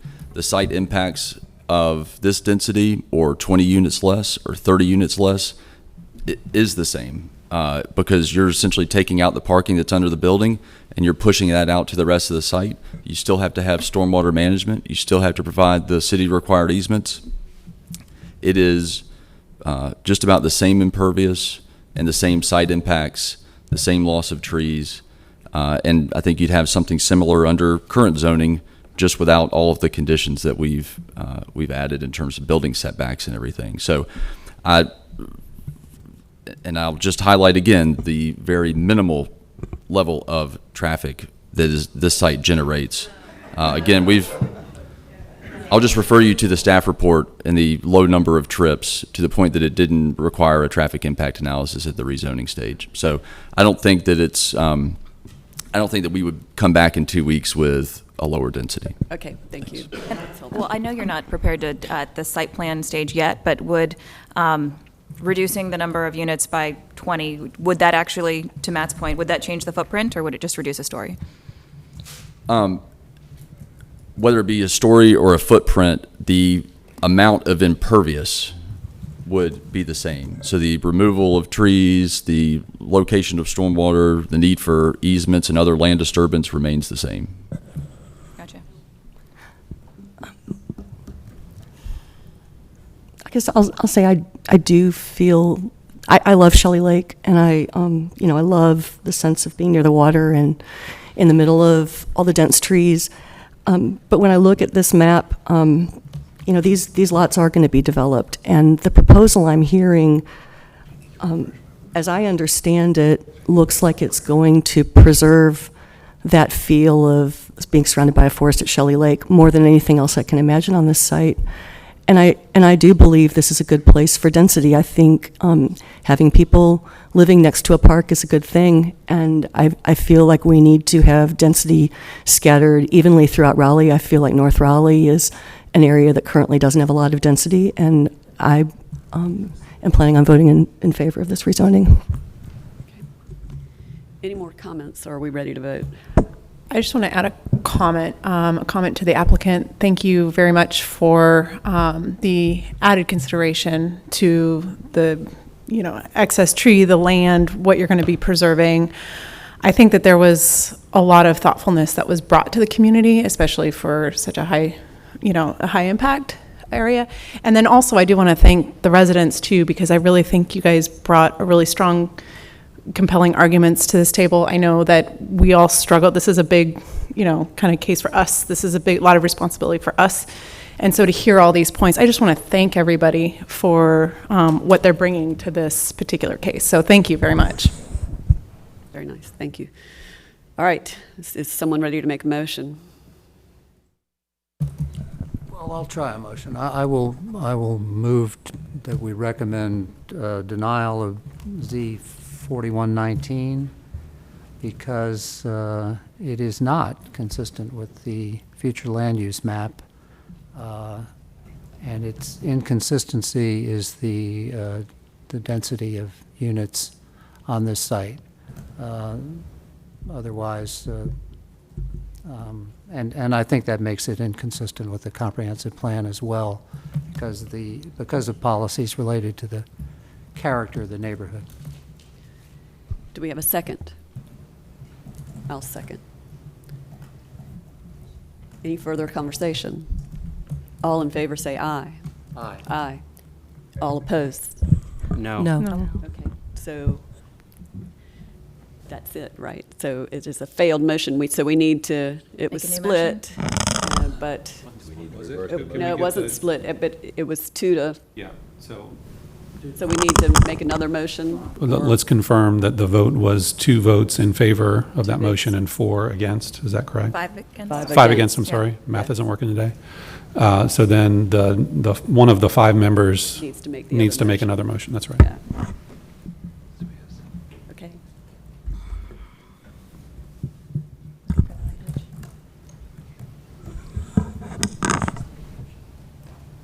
All right, so is someone going to make that motion? I think Matt's going to. I always get confused. Yes. How did Get the language right?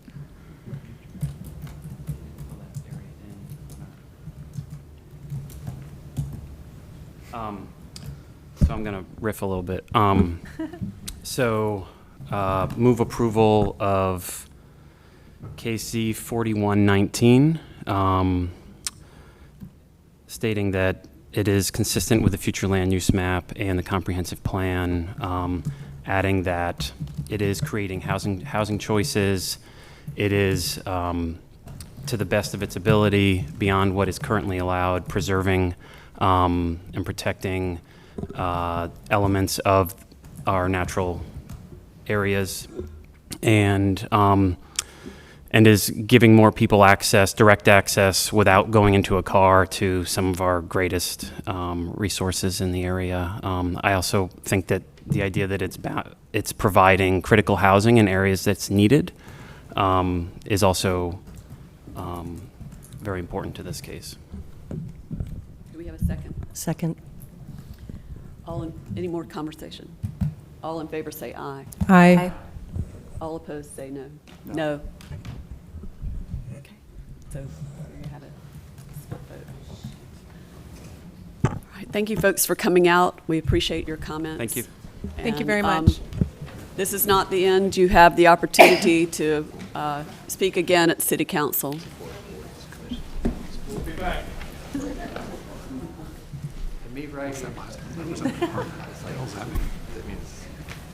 Let's give folks a chance to get out of the room before we take on the next case. Okay. Yeah. That's fair.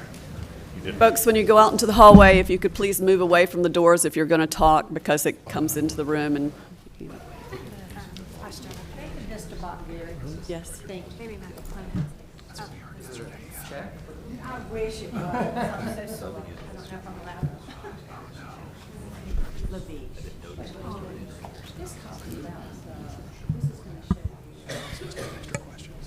you. All right, so we need to move on to Z 4419.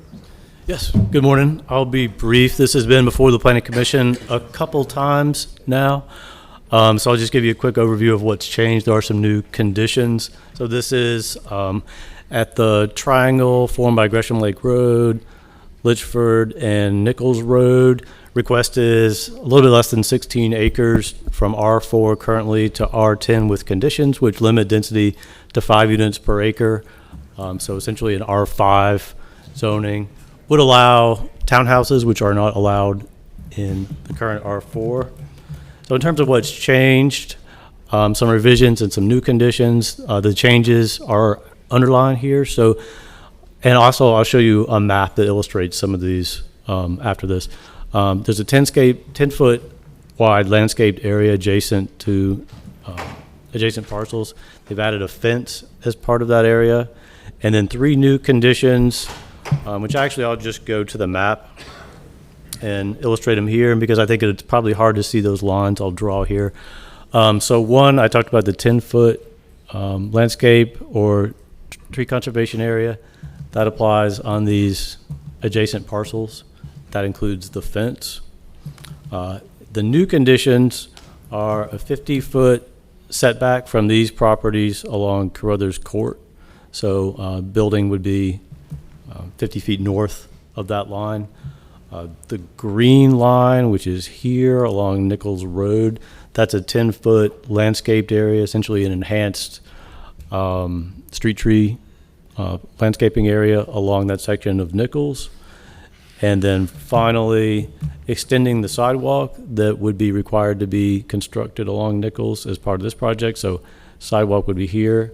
The condition says that the applicant would extend that sidewalk a little bit further along existing public right-of-way to Carruthers Court to make that connection. So those are the change conditions. It's consistent with the comprehensive plan, future land use map, no outstanding issues. Deadline is April 13th. Glad to answer questions that you have. Does anyone have any questions for staff? Can you draw the picture again for me, please, about what the new conditions are? I'm sorry. Sure. And I was just curious that oh, never mind. So the new conditions are the 50-foot. So there would be a setback on the subject property from 50 feet from those particular properties. That's a new condition. Second new condition, extending the sidewalk all the way to Carruthers Court.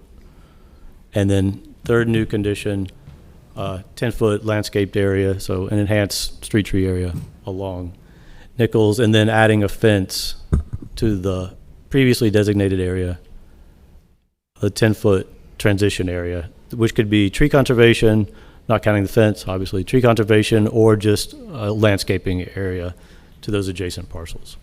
All right, thank you. Did you have a question for staff? I got confused by the coloring. Okay, so we went over. Okay, all right.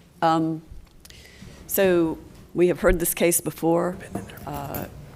As we did with the last case, I'm wondering if we want to bring the applicant and the public up to talk about the changes and whether that's had an impact on this case, or whether we're ready to discuss it and vote. What is your preference? Anyone here from the public? I'm asking. I'd like to hear if there are any, yes. Okay, so do we want to hear from the public? We have at least a couple of us that would like to hear from the public. All right, so would someone like to make a motion? I move that we allot 6 minutes to both sides to hear on any updates. All right, thank you. So the applicant is here. We have 6 minutes for you to talk about the updates to the conditions and anything else you want to share with us about how that has gone over with the neighborhood, if you have had conversations. Madam Chair and Planning Commission members, I'm Beth Trejos with Nelson Mullins. I'm here today on behalf of MI Homes. MI is the contract purchaser of the property in front of you. They're a national home builder. And I think we shared with you pictures of the type of home that is proposed here after our discussion at our last meeting.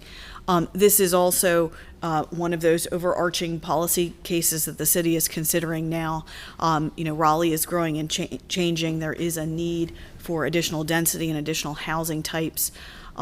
So what we are asking for here is compliant with the comprehensive plan. It is a modest increase in density from the currently permitted 4 units to the acre to 5.1 units to the acre, under the auspices of the R10 zoning district, which does allow for smaller lot sizes, greater common open space. This zoning case commits to 30% of the site that would be little o open space, tree conservation area, open space, amenity area. So that's a significant portion that's devoted to those common uses.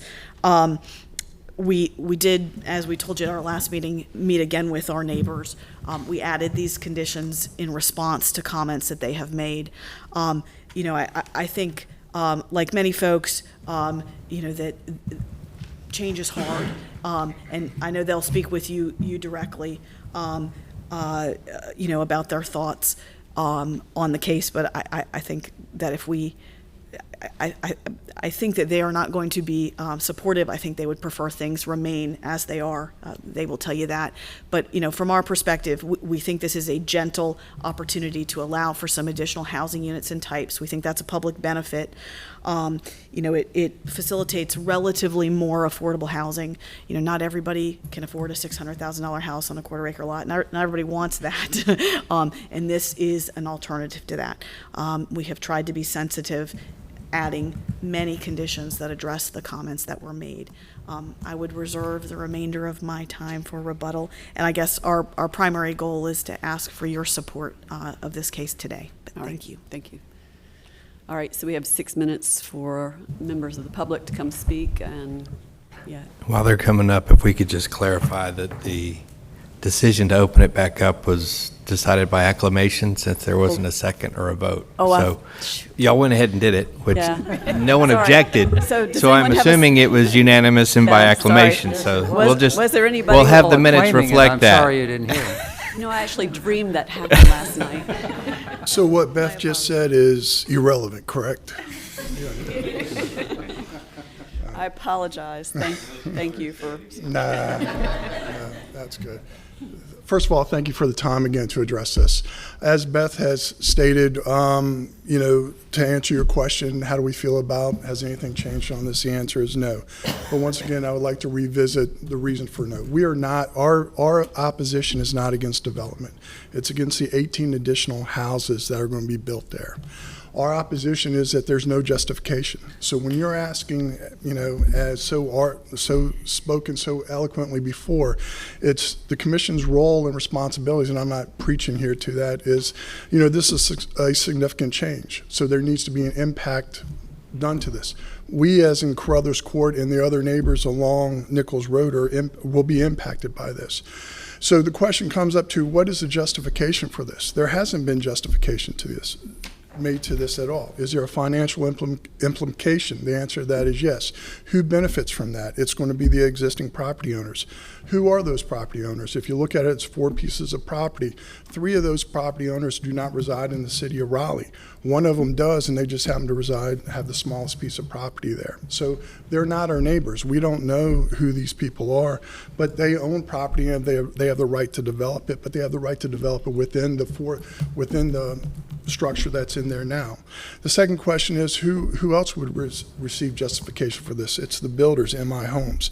If you look at it, proposing right now that they could build 62 houses on that at $400,000 a house, that's roughly, at 62 homes at $400,000, that's $24.8 million in revenue. If they were to go up to 80 houses at $400,000, that's $32 million in revenue.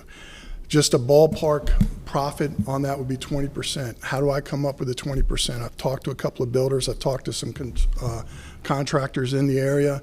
20% is a good deal. So at 20% on 80 homes, they're going to make $6.4 million. 20% at 62 homes, you're going to roughly make $4.96 million.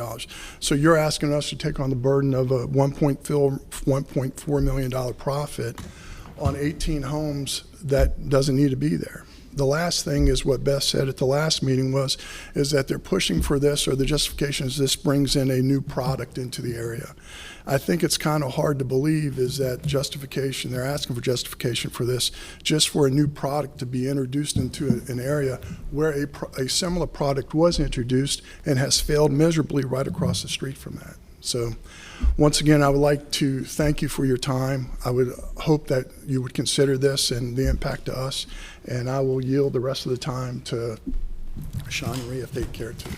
or if there are any questions. I have a question, but go I ahead. have a question. You said that the product across the street failed miserably. Can you expound upon that, please? Yes, ma'am. On the, across from Grisham Lake Road, and I don't have a map, there was, this property that is being rezoned was actually part of a two-property project. The property that was developed across the road first is of the same concept. It is houses on small acres of land. I believe that there was like 15 or 16 houses that were developed in that area there. Half of those lots remain undeveloped right now, and it's already gone through at least one other owner or new builder to come in there and build that. Okay.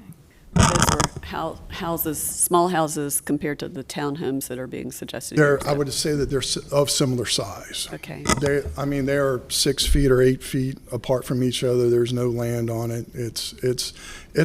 You can definitely, if you were to drive down Grisham Lake, you could tell where this new development, was put in there.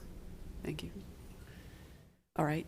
So we have 3 more minutes for additional comments from the public. Please make sure that you're sharing new information and not information that we may have heard in the past. So. No, I think we're done. You're done. Well, Okay. we reserve our time, Okay. Sir, can we get your name for the record, please? Oh, I'm sorry. My name is Martin Leary. I live at 2400 Carruthers Court. Thank you. Thank you. I'm falling down on the job. Yeah, we would like to provide a response, but as the applicant, we would appreciate the opportunity to go last. Okay. I think the neighbors have said that they're done, or you've got 3 minutes. Remember, please don't repeat anything that we may have already heard. Margarita Klein, 7501 Nichols Road. I don't believe that their new conditions have done anything to address our previous concerns. Our main previous concern is this product is inconsistent with our neighborhood. We have no idea why they would need to rezone R4 to RU conditional 10. It makes no sense for our neighborhood. They haven't addressed our traffic concerns, and by providing a little bit of landscaping, which we believe if this neighborhood was left zoned as R4 as it is, our new neighbors, which we would embrace, would treat their properties as we treat ours, which are all very well landscaped. I don't see what forced community landscaping would do to allay our density and traffic concerns. Thanks. Anyone else from the neighborhood who would like to speak, or from the public? Okay, so let's bring Ms. Trejos back up for a response.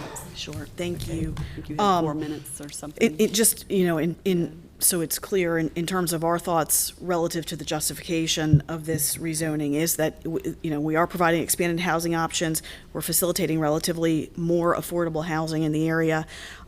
We are compliant with the comprehensive plan, which is the city's statement of desire for development in the community, and theoretically at least includes a public benefit. In terms of the additional conditions that we added, they were in direct response to the comments that we received. You'll recall at earlier meetings, requests for screening. Fencing was a particular request as well. There were concerns about the ability to walk along Nichols Road, so we are extending sidewalk off of our property within the right-of-way to provide an opportunity to use sidewalk all the way up Nichols Road. In terms of traffic, we did have a traffic engineer, although no traffic study was required. The city did traffic counts on Nichols Road. Our traffic engineer has reviewed them. As I understand it, they do not support any need for turns, and the traffic volumes were relatively low, particularly given what we had heard from the neighbors. So with that, we would, we have tried to address the community concerns. We do think the modest density increase is appropriate. The home style is very different from what another developer and builder built across the street. My understanding is that product is much larger. This home type, this product, MI Homes has built in Apex and sold very quickly and very well, and we would expect the same result and have done market studies to confirm that here. We think that your focus is, the things that are relative to zoning, the comprehensive plan, the land use, and we have addressed those issues. So we would ask for your support today. Thank you. Thank you. Any questions for the applicant or the public members that spoke before we bring it back to the table? All right, let's bring it back to the table. It's time for us to make a decision. And, is there anything that anybody wants to share or discuss before we Yeah, I would like to say that in contrast to the previous case, I'm going to vote in favor of this one. The future land use map designation here is low-density residential, and that allows up to 6 units per acre. So the applicant here is conditioned an R10 zoning to 5 units per acre. So previously we had more than 14, now we have less than 6. So, you know, I think these are all judgment calls, but if we ignore the standards we're supposed to apply, then I think we really are just making random decisions, or I'm not sure what the right word for it is, anecdotal decisions. It's not that I like this project better than the previous one, it's that it complies with the future land use map. I do think that the justification in answer to the neighbors is housing variety, which we need in Raleigh. These will be more affordable than other housing, well, they will, than other housing that might be built. And there is an offer of additional community benefit in the form of additional open space. So that's what I look for in zoning cases. When somebody asks for an upzoning, I want to know what's the public benefit to it, and there is public benefit to this case in my view. So I'm going to vote yes. I'll add on to that and add a little bit more information. I agree. I think that the additional housing options choices in this area is a benefit. Increasing more options in this area is needed. This is more so for us, to just reiterate to fellow planning commissioners who are a little newer, and I keep harping on this a lot because I just like to remember it, but that through the remapping of that implemented the UDO in 2014, 2015, 2016-ish? Yeah, it was 2015. Through that, new future land use maps were mapped for mixed use X areas. All residential zoning areas, correct me if I'm wrong, were pretty much maintained for future land use as to what was there. They were mapped to what existed. So the remapping was actually changing the zoning, and for the most part, the R zones were left exactly as they were. We didn't. There were R20 and R30 districts that were either mapped to R10 or RX, and there were some cleanups from zoning lines that split properties. So, for example, if a subdivision had gone in and you had single-family lots where there was an ONI on one, had been office zoning on one half and residential on the other, we would match the residential zoning to the land use. But in the main, you are correct. The R zones were left untouched. So I say that just for context that the future land use map for me has always been a challenge because it basically reflects what's already there. So it's not aspirational or in line with future goals of that area. And this can be something that we talk about in strategic planning or in our retreat, but I've gone over this multiple times over the last 4 years since I've been on here, and I think it's just really important that we keep that in mind because R zones were treated very differently than non-R zones when going through the remapping. And so it's a little harder to take that at the same level of intention, I guess, for me. We're both voting for this.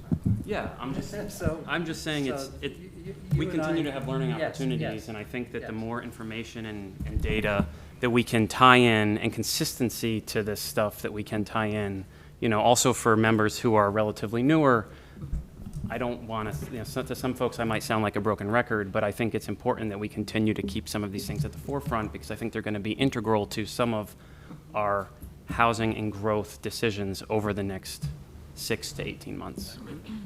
As the newest member, I appreciate it Yep. very much. Thanks. Any other thoughts that anyone wants to share?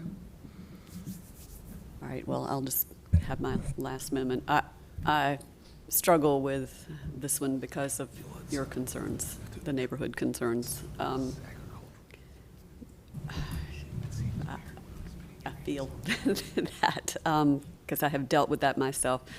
But I do think the open space offered is a nice benefit. I do think that the units being just over 5 is not that far from R6. I'm sorry, R4, yes. And even if they went up to R6, it's still, you know, it's within that R4, R6. So I'm conflicted about this one as well. And I probably will vote in favor of it, but with a lot of reservation because of the concerns that you've been expressing. I also understand the aspirational desire for the city to have more housing for all these people that we have invited in. And some of them need less expensive homes than $600,000 homes. So I hope you will welcome those folks into your neighborhood when they come, that you will find it not as odious as you feel like it will be. But anyway, that's my struggle as I.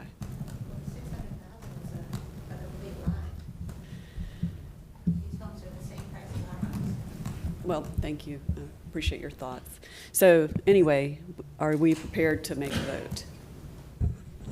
Yeah. Who will make the motion?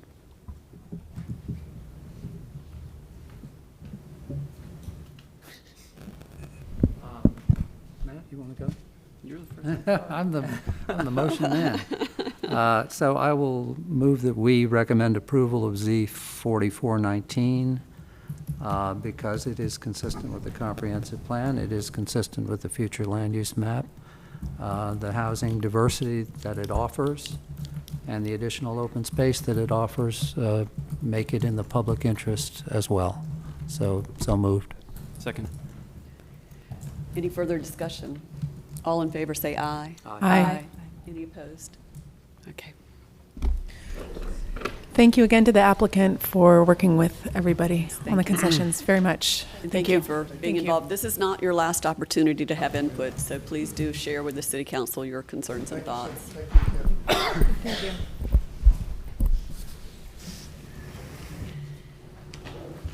Moving on, we're going to go on to the new business zoning. So we're moving to All right.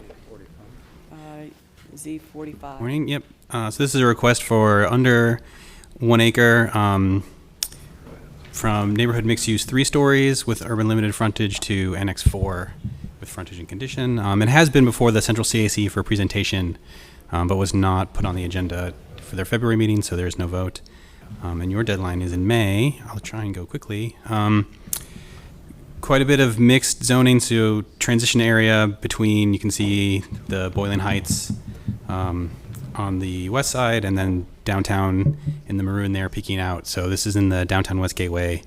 So quite a lot of both residential and commercial zoning already present, reflected in the aerial. So I drew the Rosengarten Greenway is on the capital area Greenway map. And so it is not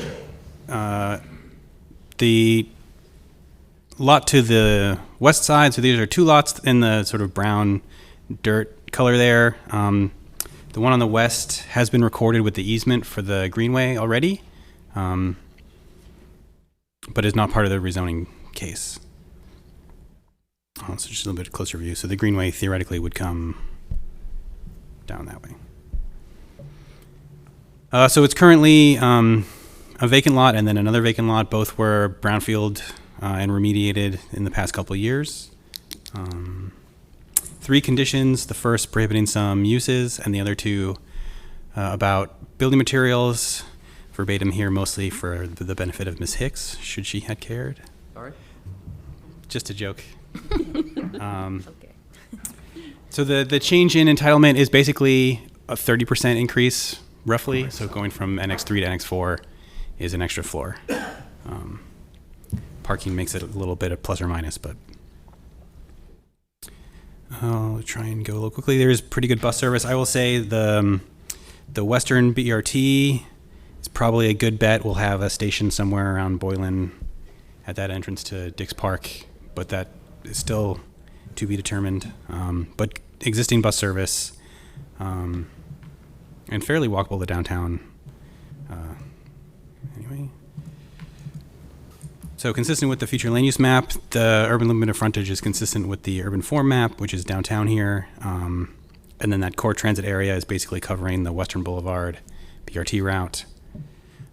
So like I said, part of the Downtown West Gateway, which policy recommendation is consistent with the use. So an NX request matches the policies from that plan. The one inconsistency is the 2 to 3 story height recommendation. So they're asking for 4. But it is consistent overall, consistent with quite a number of policies. That EP one is a brownfield one, not oft used. Consistent with the downtown policies and most of the Downtown West Gateways. The inconsistent policies are the place where I say the Downtown West Gateway plan says 3 and this is for 4. And then the other ones are really a first mover problem. So although the zoning entitlement is 3 stories most of the place, or in most other zoning, it doesn't exist today, so they would be the first to actually build at that height.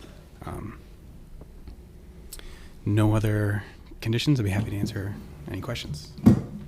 Any questions for staff? Yeah, so LU 5.1, reinforcing the urban pattern, would you discuss a little bit why you think that's an inconsistency in this? Right. So that particular policy says to acknowledge existing buildings and existing development. So although all the zoning in the area is NX3, RX3, even IX4 if you look a little farther afield, none of that is 3 stories. Most of it is single story. And much in lower in scale. So they have the disadvantage of being the first person to actually build up to what they're allowed to build. If they were the last, that policy would probably be consistent because everyone else, they would be consistent with what's there.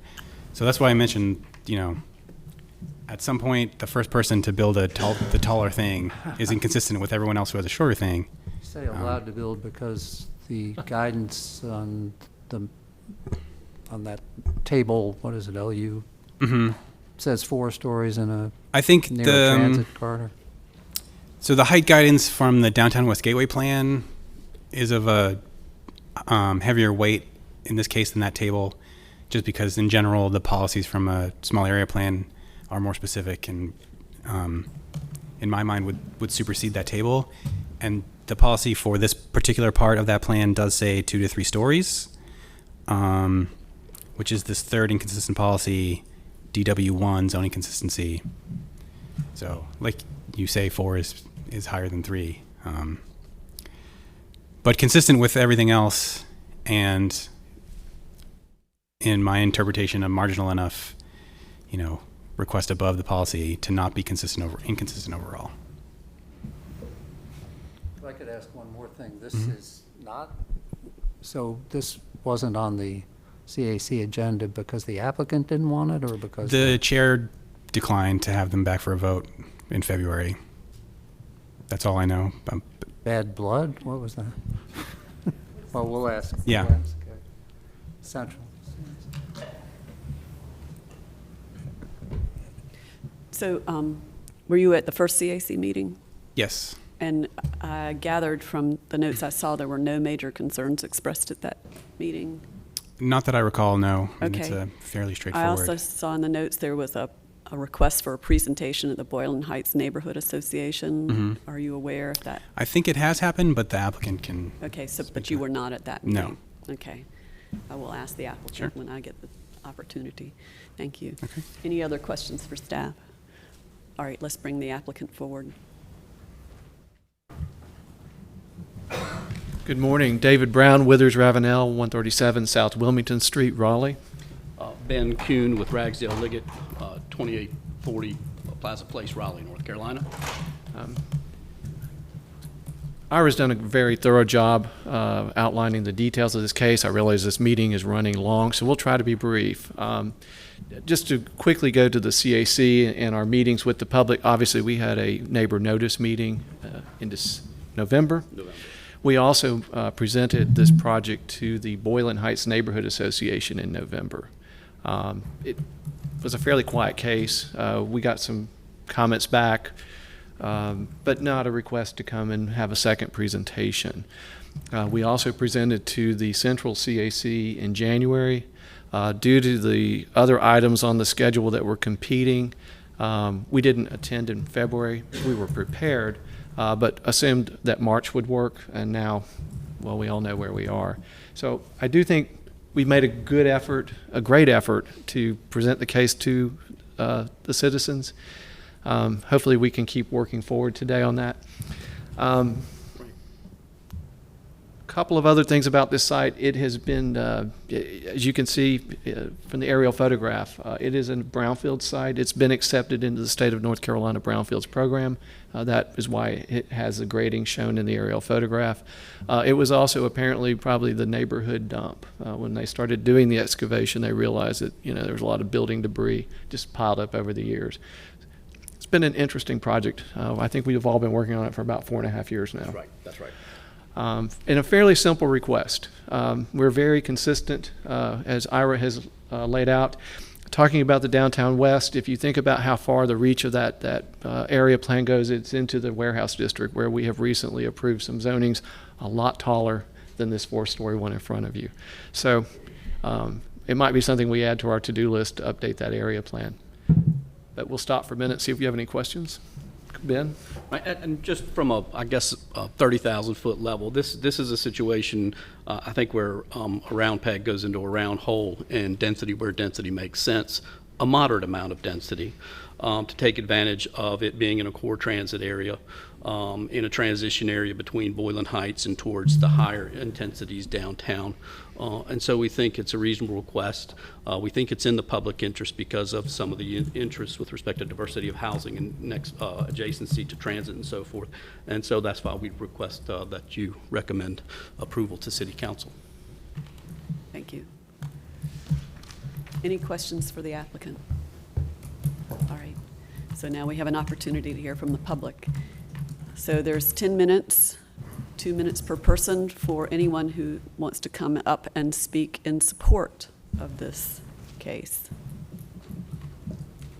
Seeing no one, we now have 10 minutes, 2 minutes per person for anyone that wants to come up and speak in opposition to this case.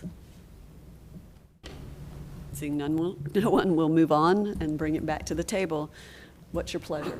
I do have a question. Just point of clarification. Were there any emails, any correspondence about this from resident Check again, engagement? but I don't recall getting any correspondence about this. I just wanted to be clear.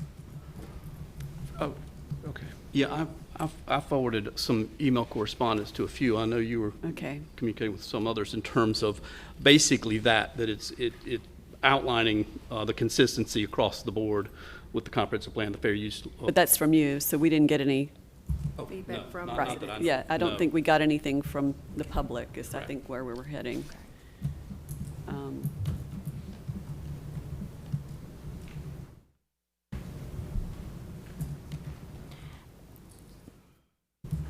Yeah, I don't have any record of getting anything from the public about this in email. Just wanted to be clear. And I just Yeah. want to say as a point of conversation, thank you for being open to meeting with the residents again, to hearing, and being open to incorporate whatever comments were made. So thank you. We had no public comment. Yeah. All right, so what's your pleasure? Are we ready to make a motion on this case? Well, let me make a comment first, and then I'll make a motion if others don't have comments. I think this is the first instance of the new regime where we're not going to see a CAC vote on We're not going to have a second CAC meeting. We're not going to have a vote. So we're somewhat in the dark about what the neighborhood reception for this case is. Now, in this case, I don't think it's a big problem, but it may well be a big problem in the future. So I'd like us just to be cognizant of the fact that I would like to suggest that in the future, with rare exception, that cases not be approved on first sight. And this is the first time I think we've seen this case. Previously, we had some comfort level with cases when they came forward and there was a very positive CAC vote, and we understood that the neighbors had met, considered it, and supported it. We could move ahead with confidence. Now we don't have that confidence. So I think in the future, we'll be well served by pausing and asking. Now, in this case, I actually have asked people in Boylan Heights what they think of this, and they're fine with it. So I don't want to hold you hostage to my rant about the need for community understanding, but I think as a practice in the future, we really ought to err on the side of taking a little more time with cases on first impression. So that said, I'm going to support this case. Any others? So at our last meeting, I said that I was planning to vote no for every case that came before us without a CAC vote until we started to get some replacement for that. I will make an exception for this case because there has been no public blowback of any sort that I can see. So, and it seems appropriate for what is being proposed for that area. So I will go against what I said was going to be my policy here for this case. That will be hopefully rare, because I tend to like to stick to my word, but I will support this case without the CAC vote, though I am very reluctant to do so. Any other comments? All right, will someone please make a motion? I'll move approval of Z4519. It is consistent with the future land use and with the comp plan.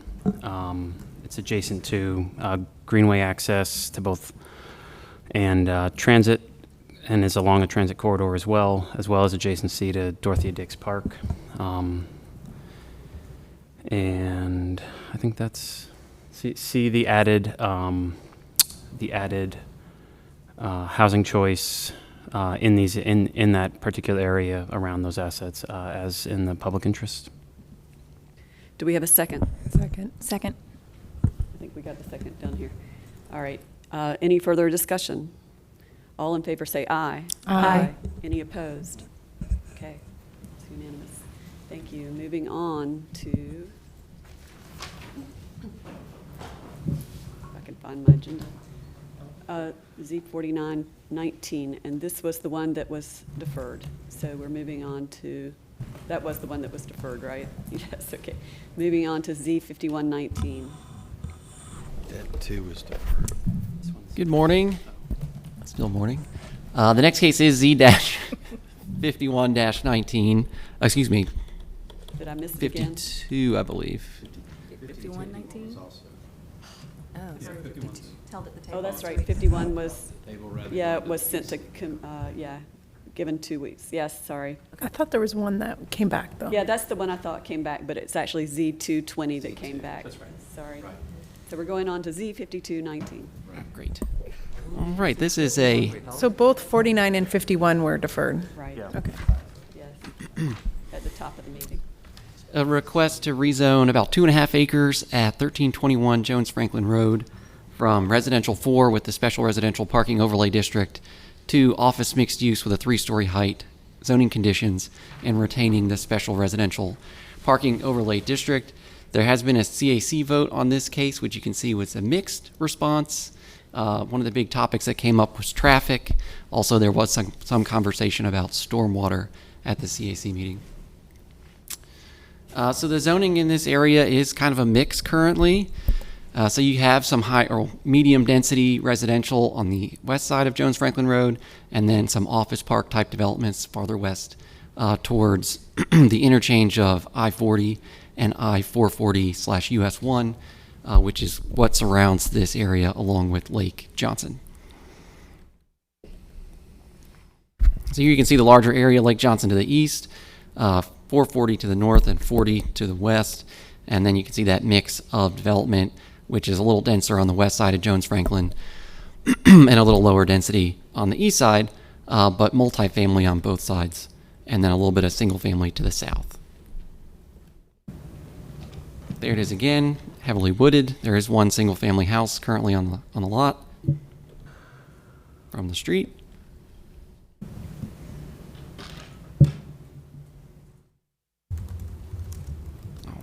There are conditions offered with the request.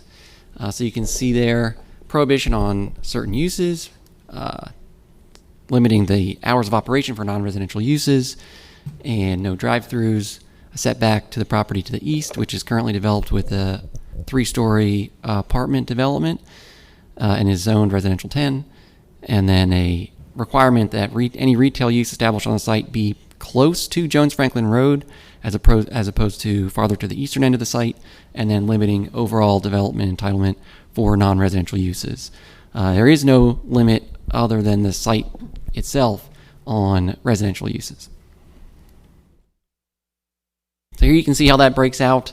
Currently, under the residential 4 zoning, they're entitled to a certain number of single-family units of 10, and that goes up to about 54 with the office mixed-use zoning, and then you can see the non-residential allowed square footages set by condition. There is transit service on Jones Franklin Road. That is a Go Triangle service. So that's a regional service that runs from Apex through Cary to NC State and downtown. And so it is lower frequency than a city service, but is available. There you can see. And the stop is right at the site, at the corner of Penwood and Jones Franklin Road.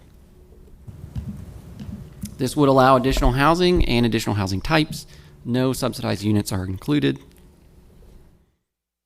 Future land use map here is moderate density residential, so the request is inconsistent because it allows non-residential uses, and also the density that would be allowed would exceed the recommended density for moderate density residential, which is 14 units per acre.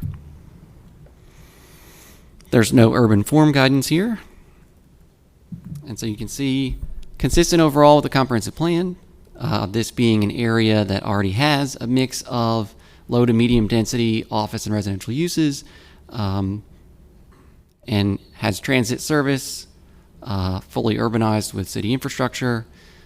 There is some inconsistency, and you'll see this again with Z-2-20, but a lot of the inconsistency here is related to the proximity to the property to the north, which is currently zoned residential 4. Z-2-20 proposes to rezone that property to a similar zoning district to this case. And so if that case is approved, much of the inconsistency for this case will go away, and vice versa. If this case is approved, much of the inconsistency for that case will go away. And that has to do with establishing non-residential uses in proximity to low-density residential development. I've discussed the conditions with the applicant. Generally, they are admissible, but there is some wording that could be improved, and they have indicated that they intend to do that as a technical revision between when the Planning Commission makes a recommendation and when these conditions are received by the City Council. And this would cause, if approved, a future land use map amendment for the subject property from moderate density residential to office and residential mixed use. And I can take any questions. Any questions for staff? So can you remind me about the non-residential uses in the case? Mm-hmm. That is causing the inconsistency due to non-residential uses? Yep, so you can see the property to the north is currently zoned residential 4, and so it currently has a single one single-family house on it. In the future, if it's redeveloped, it could have a few more single-family houses, but pretty much would be limited to single-family subdivision. And so if the subject property of Z-52-19 is developed with an office building, which could also have a small amount of retail or restaurant within that building, then those uses would be fairly close to a low-density residential development.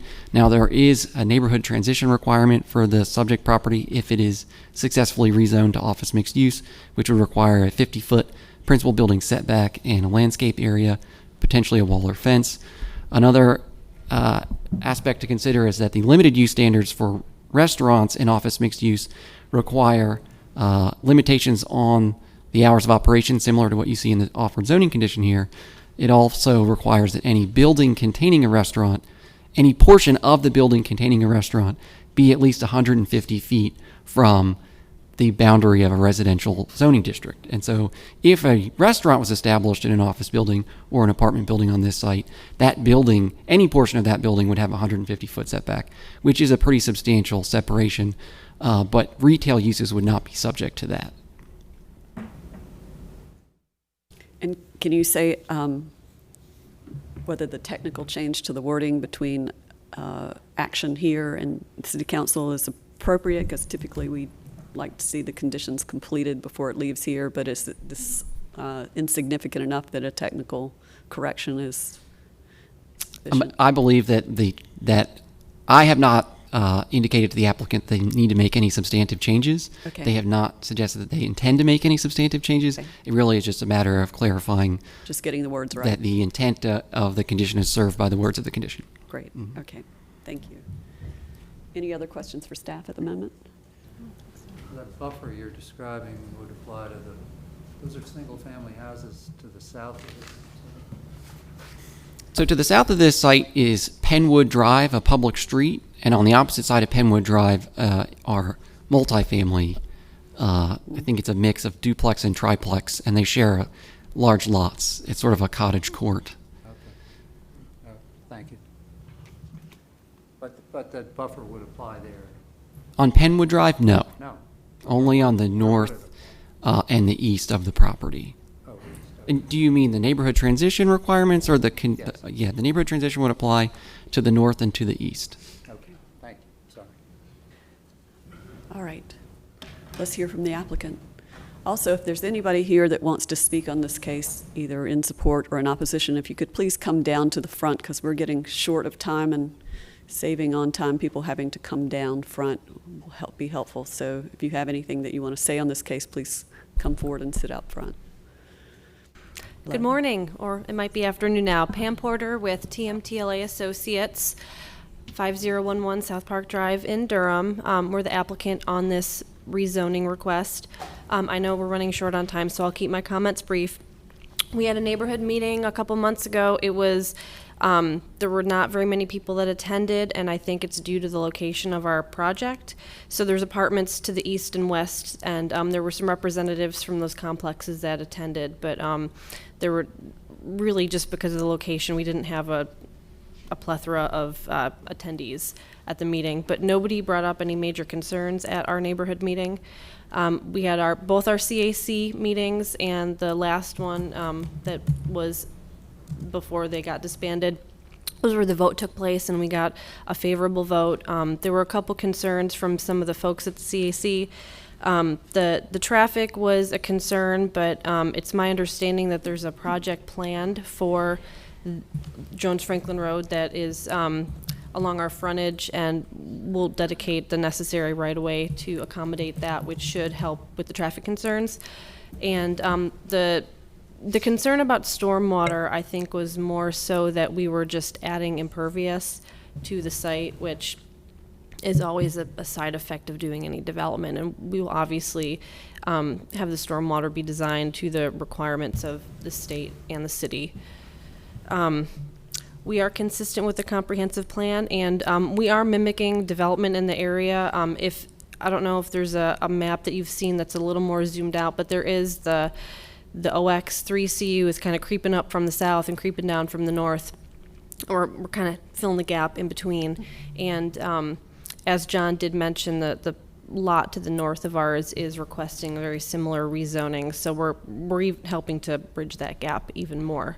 We do have the 50-foot transitional yard, but we are offering a condition for the apartments to the east where there's a 100-foot primary building setback, which exceeds the 50-foot transition. So, and that's just to ensure buffering from that existing apartment complex. And I'm happy to answer any questions. Does anyone have questions for the applicant? So actually, I should have asked this of John, but I'll ask it of you. The staff report raises the possibility that you would offer stronger conditions on noise, light, and screening. Has he talked to you about that? Has staff talked to you about that? And We've had some discussions. We're comfortable with the UDO requirements for lighting. I mean, we will obviously be required to light the parking lot, and there may be lights on the building depending to fill in that gap. In terms of noise, the 100-foot buffer from the apartments to the east is helping to ensure that. We have to do the 10% tree conservation. The plan is to have it in the back on the east side of the site, which will also further help buffer for noise from the apartments. There's with these uses, there's just going to be noise, but we're limiting the hours. We're increasing building setbacks to kind of help alleviate some of those concerns.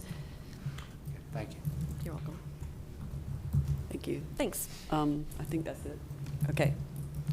So I gather there's no one here to speak in support or in opposition of this case. If there is, please make yourself known now.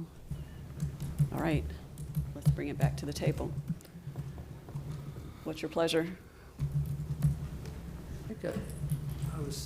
I thought this was going to be doubly inconsistent and sent to the committee of the whole, or was that the other case? That was the other one. I would like to hear the other case to be sure that it's not going to be single-family houses to the north. Assuming that's the case, I don't have a problem with this one. For context, the NIMAPs, it says that a veterinary company purchased it in the last year. So, say that. Sorry, just for context, it looks like on tax records, a veterinary company purchased the lot to the north of this one within the last year. So we will be hearing from them today. Yeah, I know. So I'd like to hear from them first. Actually, just and what the fact that somebody bought it doesn't tell us what they're going to do with it. They may sell it. You can ask the applicant of another case a question while you're looking at this case. You don't have to defer action on this case. If the applicant's here and they're willing to answer that question, yeah, I mean, you can go ahead and ask the question. Yeah, so you're the applicant on the second rezoning? On Z220, yes. Colin McGrath with Pointer Sproul. You are absolutely correct that a veterinary practice did buy that. Actually, Dr. Albright is in the audience today. She owns a veterinary practice that's up in that area at Jones Franklin, and I believe it's Denise Road, that is simply looking to relocate the practice to the subject property of Z220 based on expansion as well as a DOT potential taking. So look forward to speaking more with you when our case is called, but if that answers your question. Well, yeah, it does, I guess. I mean, the only trepidation I could even think of entertaining is that if houses were built to the north of this site, that wouldn't be a comfortable fit without some conditions about noise and light and the other one. Sure, and I can only address that for our case, but what I would say is that, we're both Z220 and the current case are asking for the same, essentially the same zoning district. I don't think anyone has any plan to maintain single-family property. We'll get to it later, but we've offered a condition that would limit multifamily. All right, and you don't have any issues with the noise, the light, the screening from this project? No, so long as, and I think that, if one of these properties were to remain R4, there would be a transition requirement that I think, as my friend Pam mentioned before would help aid some of those issues. And, you know, we're happy to work with staff if, even at the site plan phase, if they think that something more is required, or, you know, if we need to do that through a condition. But I don't think that's going to be an issue. We've imposed or offered a similar condition to buffer the property to the east. I don't believe that will be an issue. Thank you. Thanks. All right. What's your pleasure? Are we ready to vote? Is someone ready to make a motion? Yeah, I'll move approval of Z 5219, and it is consistent with the comprehensive plan. It is inconsistent with the future land use map. So I will also move an amendment to the future land use map to make this site an office and residential mixed-use site on the map. Do we have, sorry, go ahead. Do I have to do that separately? I don't think I do. So, you know, I think this is in the public interest in total. So moved. We have a second. Any further discussion? All in favor say aye. Aye. Any opposed? Okay, it's unanimous. Moving on to Z 5419. All right, good morning. This is Z5419 is just under 2 acres, currently zoned industrial mixed use, 3 stories, with the special highway overlay district. And the request is for commercial mixed use, 5 stories, with the SHOD. And your deadline is May 25th. I will say this has been to the ECAC for presentation in January. They're in every other month CAC, so they wouldn't have met again until March. In any event. So there's quite a lot of, so despite this map showing a lot of RX, most of the zoning on New Bern Avenue in this part of New Bern is commercial. So this is Wake Med. Yeah. Just on the bottom of the slide there, there is quite a bit of residential. So all the residential zoning is sort of interior from New Bern, so to speak. And then the Crabtree Creek does something like that. So a bit of a separation on the north side with 440, and then on the south side with the railroad and the creek. So there's a picture here of where the railroad that I mentioned in the staff report is located, so directly to the south of the site. Kelly Austin Drive this is the third of 3 parcels on Kelly Austin Drive. The other 2 are a daycare and then an apartment complex. Just some photos, what's there now. So it is currently undeveloped. So the conditions, the first one is prohibiting quite a long list of uses that would otherwise be incompatible with either apartment complex or a daycare or both. And then the other 3, so the urban form, which I'll get to, suggests a frontage on this site. I think the UDO would likely determine New Bern Avenue to be where that frontage should apply. So a frontage says, in this case, Urban Limited would say, a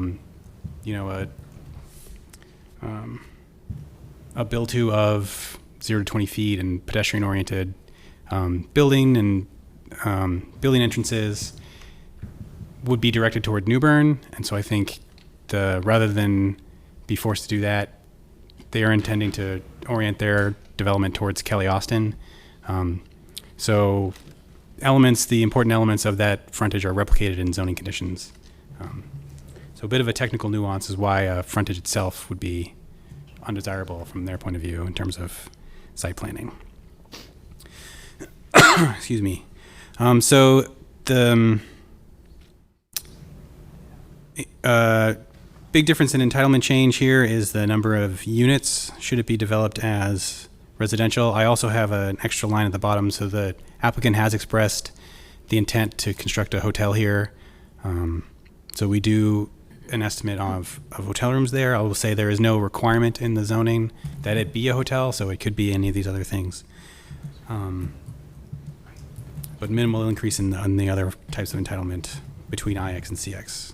Can I ask you, while you have that screen up, Mhm. the maximum units under the existing zoning 47, you're increasing from 3 to 5, so that's a 60% increase, yet the maximum number of residential units only goes up 17, so what is that as a percentage?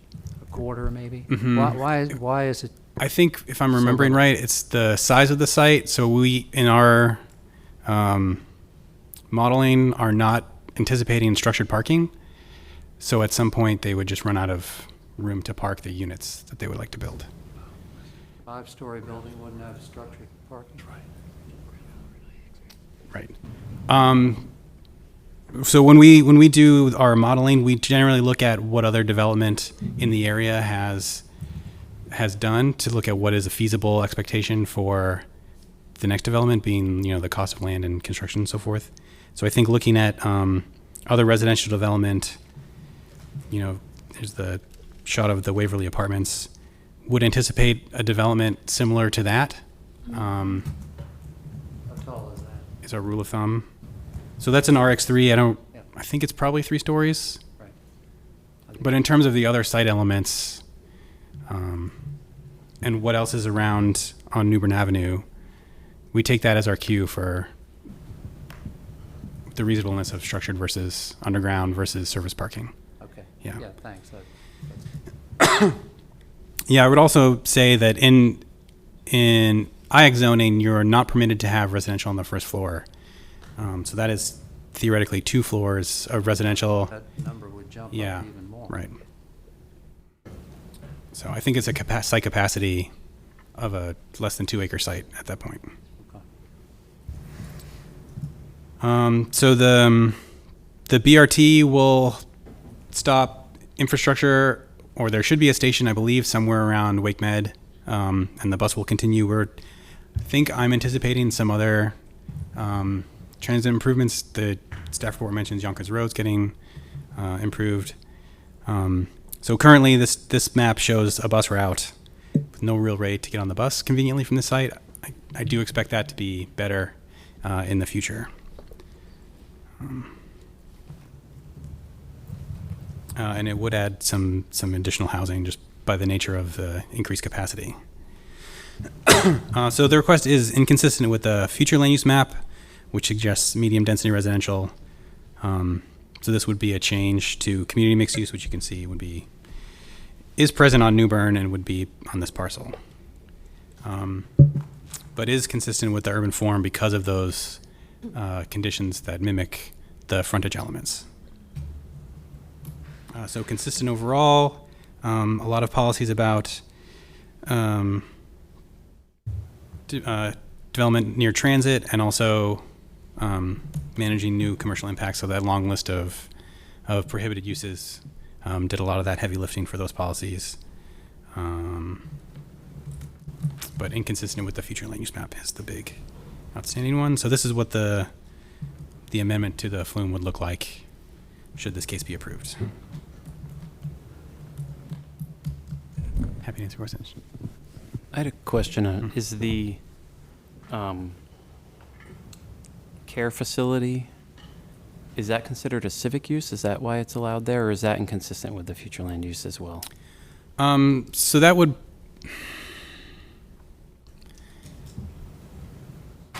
I didn't think that I think commercial school was a civic. I'm not quite... It wouldn't be civic. No, it would be... So defined in the UDO would be a commercial use. Yeah. Probably might also be inconsistent with the future land use map. I'd have to think a little bit more carefully about that one. It is zoned for industrial, so certainly permitted. So the current zoning is inconsistent with the future land use map. Correct. Yes, the current zoning on 2 out of the 3 lots on Kelly Austin Drive would be inconsistent with the future land use map. So you see the daycare is that other purple one. Neither of which would be consistent with residential, right? Yeah. Any more questions for staff? All right, let's move on to the applicant.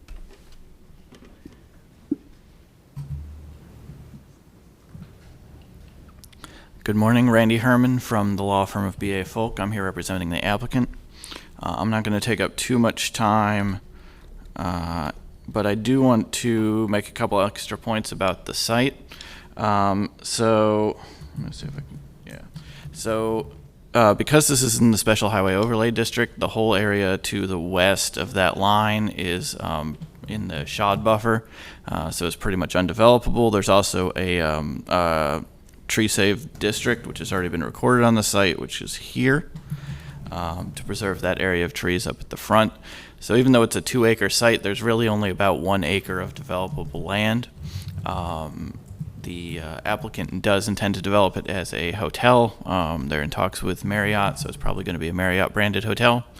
But under the current zoning, to go up to 3 stories, with the required parking, they'd be able to get about 50, between 50 and 55 hotel rooms. That is not enough to make the project commercially viable. So basically all we're seeking is to get 2 additional stories. Because that requires additional parking, it'll only get us about 15 additional hotel rooms, so about to 65. But that is enough to make the project viable and to make the property developable, whereas we think otherwise under the existing zoning it's probably undevelopable at an IX3. I think it's, hold on. Basically what it looks like happened with the zoning is that when the whole area along Yonkers Road on the west was zoned industrial, this was included in that industrial district. But I don't think it makes sense for anybody to have that be an industrial use. And so basically what we're trying to do is bring it more closely in connection with the future land use map and compatible with future uses by making it more of a commercial development. The only other thing is that this area on Kelly Austin Drive is really an island between New Bern Avenue, 440, and then the Greenway area and the railroad to the south. It's basically a little isolated area, and so we're trying to avoid impacting those apartments in a negative way. We did go to the East CAC in January. We got positive feedback, but didn't have a vote because that was the first meeting. And again, the second one would have been in March because it's a bi-monthly CAC. But we did get a lot of positive feedback from that meeting.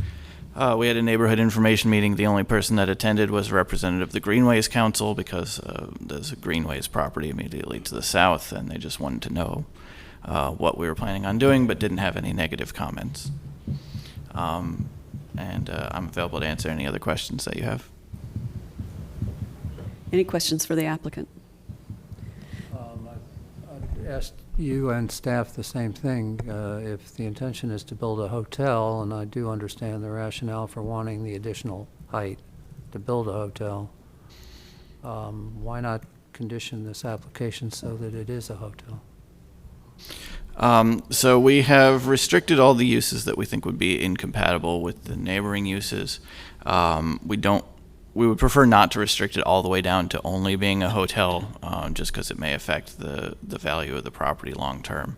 We want to build a hotel there. We think it's going to be there 20 or 30 years, but at some point that may change, and we don't want it to be too restricted in the future. Okay. Thanks. So you were going to have a vote at the March CAC meeting. Are you That's saying right. that March CAC meeting didn't make the 45-day cutoff so that you don't have a meeting to go to? I'm still checking on that. It's within like 2 or 3 days of the 45-day cutoff, so we may end up going to that March CAC meeting. Okay, so we could potentially still get a vote from the CAC. That's right. Okay. When do you think you'll hear back from? I'm not sure. Okay. All right. I'm sorry, quick. One of the initial meetings with 500 feet with the impacted area, had you had that meeting? Yes. And that yes. was the positive response that you had? Yeah, the only attendee was a representative of the neighborhood of the Greenways Council. Most of the properties within 500 feet are, other than the apartments, they're all industrial or commercial or vacant. And also, with your outreach, what did that include? as I said, we've done the CAC, we've done the neighborhood information meeting. We have not gone directly to the apartments, but of course the rezoning signs have been up. We haven't heard any contact from anybody at the apartments, and those would really be the only residents that are nearby. Okay, I'm sorry, just again for clarification, your outreach was putting up signs that was your outreach for the 500 feet, or was it? We did a mailing. Okay. Yeah, we did a mailing to every property owner within 500 feet, and we held a meeting, and we did the CAC. Okay.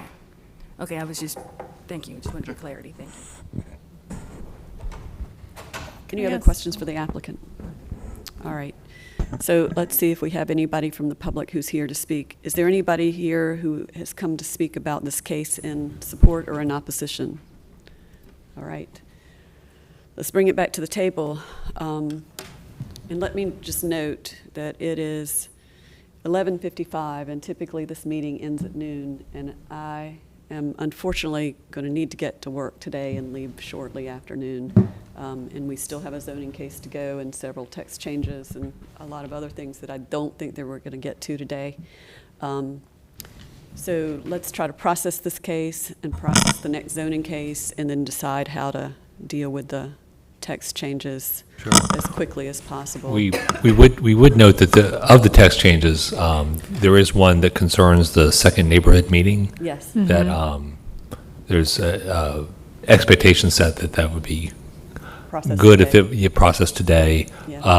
Also in terms of minimizing the gap between the action on the CAC system and this institution of this new requirement for second neighborhood meeting, would be advantageous for it to be decided today. So let's try to wrap up this case quickly, get on to our next zoning case, and then process that text change, and then talk about what to do with the rest of the agenda.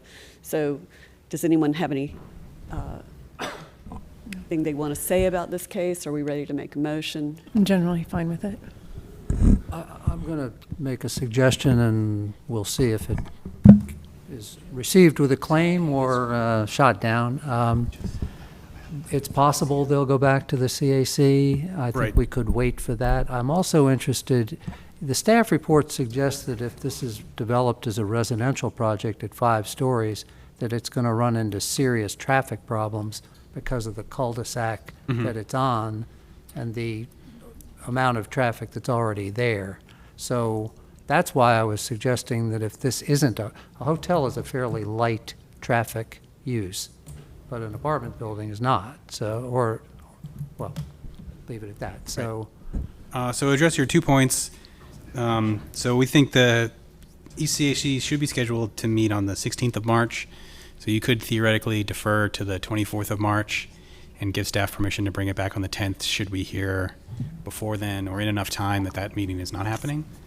And to your other question, it's not so much traffic, but our street design manual says there should only be so many units on a dead-end street.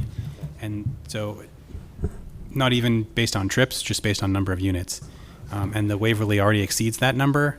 So they would need to request and receive a variance to build a residential product there, right? that would be true regardless of what they build?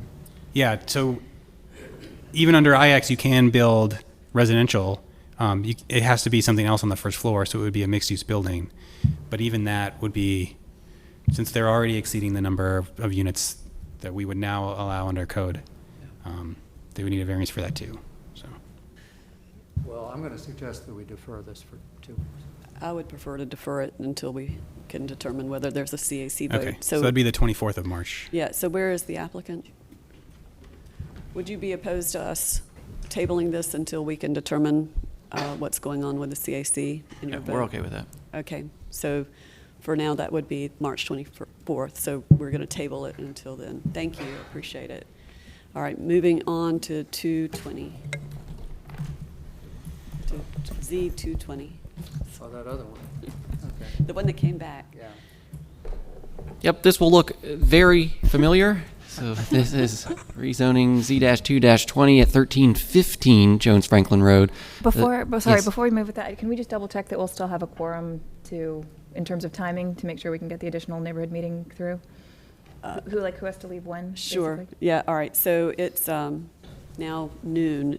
Are people going to be able to stay for a little while after noon so we can at least get through that first text change? I'm good. All right. So, Okay. Shelley, are you okay with that? All right. Great. I have to leave at 12:30, but I'm good. for Okay, 9:30. so we're really cutting it close. All right, so let's Yeah. move on. All right. Same existing zoning, same requested zoning, residential 4 with special residential parking overlay. Requested to go to office mixed use 3 stories with conditions, special residential parking overlay. This was a unanimously positive vote from the West CAC. Yeah, when it was revealed that it was an existing business from the same area, that turned the tide. All right, so you're familiar with the context. Similar lot, a slightly larger lot, 2.8 acres as opposed to 2.5. There's Jones Franklin Road. Conditions are nearly identical. So the first 5 conditions that you see here are basically the same conditions from the other case. Then you have that condition number 6, limiting the total residential development. And so you can see here how those conditions play out in the entitlement. So a slightly lower residential entitlement in the proposed zoning for this case than the other case, but the same non-residential entitlement. Again, there's that transit service, the Go Triangle route on Jones Franklin. This would add to the number and types of housing units that could be built. And it would trigger an amendment to the future land use map from moderate density residential to office and residential mixed use. And, looks like there's a typo there. That noise and light impact policy should not be in this list. I don't believe. And I should have asked you earlier, John, if we approved this, it wouldn't have been in your earlier list either, right? I'm sorry? Oh, yeah. If that noise, light, et cetera, that wouldn't have been in the earlier case had we already approved this. Right. They both would resolve a lot of those issues for each other if they're both approved. Yeah. Mm-hmm. Good. All right, and I can take any questions. Questions for staff? All right, let's bring up the applicant.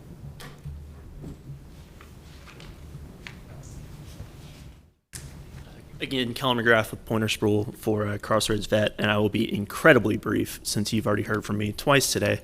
As John noted, we did take this back to the CAC just last week for a vote. It was 14-0 with a few abstentions.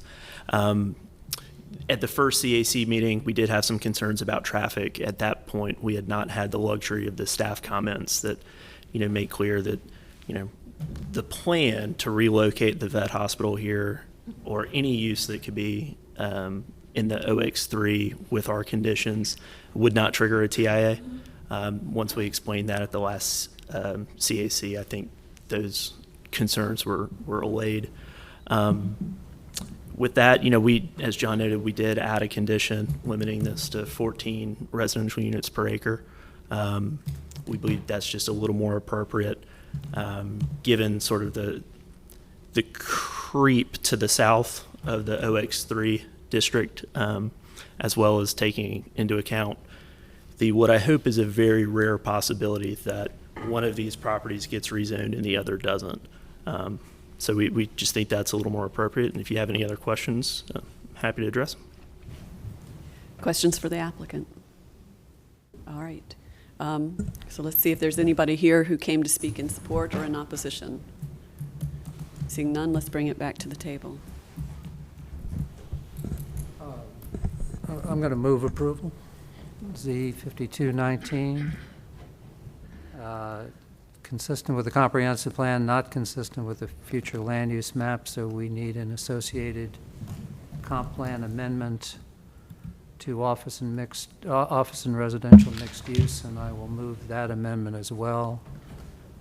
This seems to be in the public interest, and I can't find any detriments to it, so moved. Do we have a second? Second. Any more conversation? All in favor say aye. Aye. Aye. Any opposed? Okay. Thank you. All right, so the highest priority text change I understand is TC 320, the additional neighborhood meeting. So we will have staff present that. So is there anyone here who came for ADUs? So we have one person. So my guess is that we're going to run out of time or have very little time to process that. And probably I have comments. Tika, who's not here today, has comments. So I intend to table that for until the next meeting if there's no objection here. So is that okay with everybody? That sounds great. All right, so we're going to table ADUs. So if there's anybody here who came to speak on ADUs, we can maybe squeeze you in before we lose quorum, but my guess is probably not, but maybe, we'll see. And all the other cases, except for these two, probably will be deferred until the next meeting, because we're just running out of time and people will need to leave and we'll lose quorum. So let's go ahead and process the additional neighborhood meeting text change now. Thank you. Thank you. TC 3-20 is the text change to amend the UDO to require an additional neighborhood meeting for large and or impactful rezonings and text changes to conditional use zoning conditions. As a history, this was initiated by the council at their February 4th meeting. In April 2002, the zoning code was amended to require the applicant of all conditional use zoning requests to conduct a meeting with the owners of the property included in the proposed change, as well as those within 100 feet of the subject property. This meeting was conducted at least 6 weeks prior to the joint meeting that was held by the City Council and the Planning Commission. In June of 2010, the zoning code was amended to require the neighborhood meeting be conducted at least within 6 months prior to the submittal of the conditional use zoning petition. In February of 2013, the UDO was adopted and expanded the requirement that a neighborhood meeting be conducted within 6 months prior to the submittal of any rezoning application and any conditional use rezoning request. The UDO also increased the notification area from 100 to 500 feet. Purpose and need, the application for another meeting for large and impactful cases, having a broader audience and scheduled after submittal before the Planning Commission consideration would help further refine applications. This additional meeting would afford applicants and the surrounding community the opportunity to meet and share concerns and issues. As far as the actual text goes, this is the bulk of where you'll see new changes, and these are the what would define a large or impactful case. The subject property is at least 5 acres or more. The change increases the maximum building height to 5 stories or more, or increases the maximum building height by 5 stories or more. The proposed change increases the residential density by an additional 10 dwellings per acre. The request is a change from a residential or conservation management zoning district to a mixed-use district or a special zoning district, and the request seeks to create any type of PD. This second meeting would be conducted after city planning has confirmed the application is complete, which would be no earlier than 30 days following the application's submittal date. The meeting would span a radius of 1,000 feet for notifications. This is double the current standard. And the meeting report would need to be provided by the applicant and submitted to the city planning no less than 10 days prior to the first Planning Commission meeting. And this report would include a list of persons and organizations that are contacted about the meeting, the date, the time, location, list of attendees, and a summary of the issues that were discussed. Staff is available for any questions. Questions for staff? The 10-day requirement, does that mean that if they have not completed the 1,000-foot radius, that it would not come to Planning Commission. We would have to have that complete 10 days prior. Yes, we would have to have verification of those materials that would be part of the application. So there's no way it would make it to It would be incomplete. Okay. Right. Is there any guidance as to why the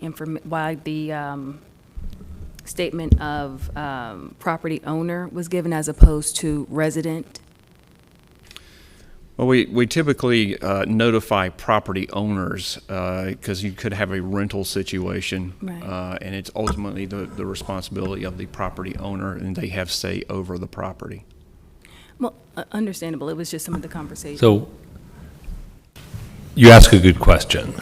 So in the statutes for public notice, it's always been property owner, thinking that the property owners, regardless of whether they reside at the property or not, have an investment in there and therefore an interest in the zoning changes that happen around them. From a democratic standpoint, that means that the people who rent in a multifamily complex nearby are not noticed at all. If we wanted to do that, that would be a policy change. We have not heretofore done it. I would say that combined with the 1,000-foot radius, you might be dramatically increasing the number of mailings, particularly in areas with a large number of multifamily units within 1,000 feet of sites. So that's something to think about in terms of the impact on applicants. You might be ending up with, instead of scores of mailings, thousands, hundreds or thousands of people who have to be directly noticed or mailed. The name of the name and address of a property owner is readily identifiable through public records. The name of a renter of a unit in an apartment complex is not. That is also quite true. They are noticed by the postings and so forth, but that's not addressed in the code's requirement for the neighborhood meetings. I guess just to piggyback off Ms. Winters, if the goal of these changes to public meetings is to increase public participation in the process, is there any other way to, include renters? I mean, I can think of several cases in the past 10 years where renters were completely cut out of projects that significantly impacted their neighborhoods, and it seems like if we're trying to increase participation, and I don't know what the answer is, but it seems like there should be some way to include more people. Legally, would it satisfy notice requirements to just say resident and send it to that address? That you would have on record?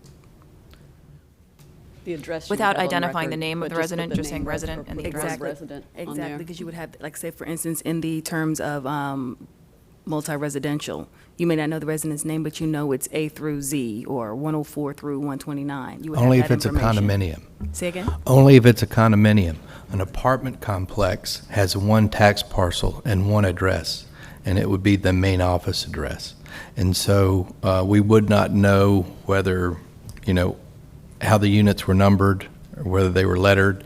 We would not be able to determine that from the public record for an apartment complex. Now, for a single-family home, townhome, something like that, that was being leased or rented, then you can usually tell that by whether the property owner's mailing address is the same as the property address. So There's other ways to get that data, though, right? Other than just the real estate listings. I mean, people do targeted mailers all the time to individual apartments and that kind of thing. I know it's available. They may be, but it's not a part of the public record that I'm aware of. Gotcha. I know it is on the Board of Elections website and that kind of thing, but not sure of any other public data access that lists all the mailing addresses.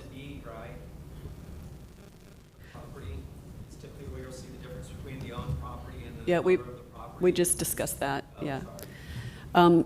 So will there be signs going up as there had been for zoning decisions? I mean, so we won't lose the zoning decision signs, right? Yeah, the property's still posted for the planning commission meeting, for the city council meeting. Okay. property was never posted for any neighborhood meetings or for CAC meetings. Okay, so we won't lose signage, so residents hopefully will see the signage. This goes for Did I commercial. understand that they won't see the signage prior to the neighborhood meeting? They'll see it prior to the planning commission meeting? Unless we started posting earlier, that's correct. Okay, so we do have a signage issue potentially that, because we're losing the CACs as an avenue, then we probably need to look at providing more or earlier signage to make sure that people are involved. And it's because we're losing that. I think it was more so the question for me about outreach. I'm excited that the city is looking at other avenues, but looking at it more holistically in terms of the impact of people outside of the actual owner. Because it's suggesting that a resident is not invested in the community in which they dwell. So I was looking that they would expand beyond that. Well, and I want to add too, I just was racking my brain on how some of these mass mailings go out generally, and it's through the U.S. Postal Service. Actually, they offer a service for every door direct mail in a certain area. That's how a lot of that works, so that's still publicly available information. So it might be available. I don't know if that would satisfy notice requirements from a legal standpoint.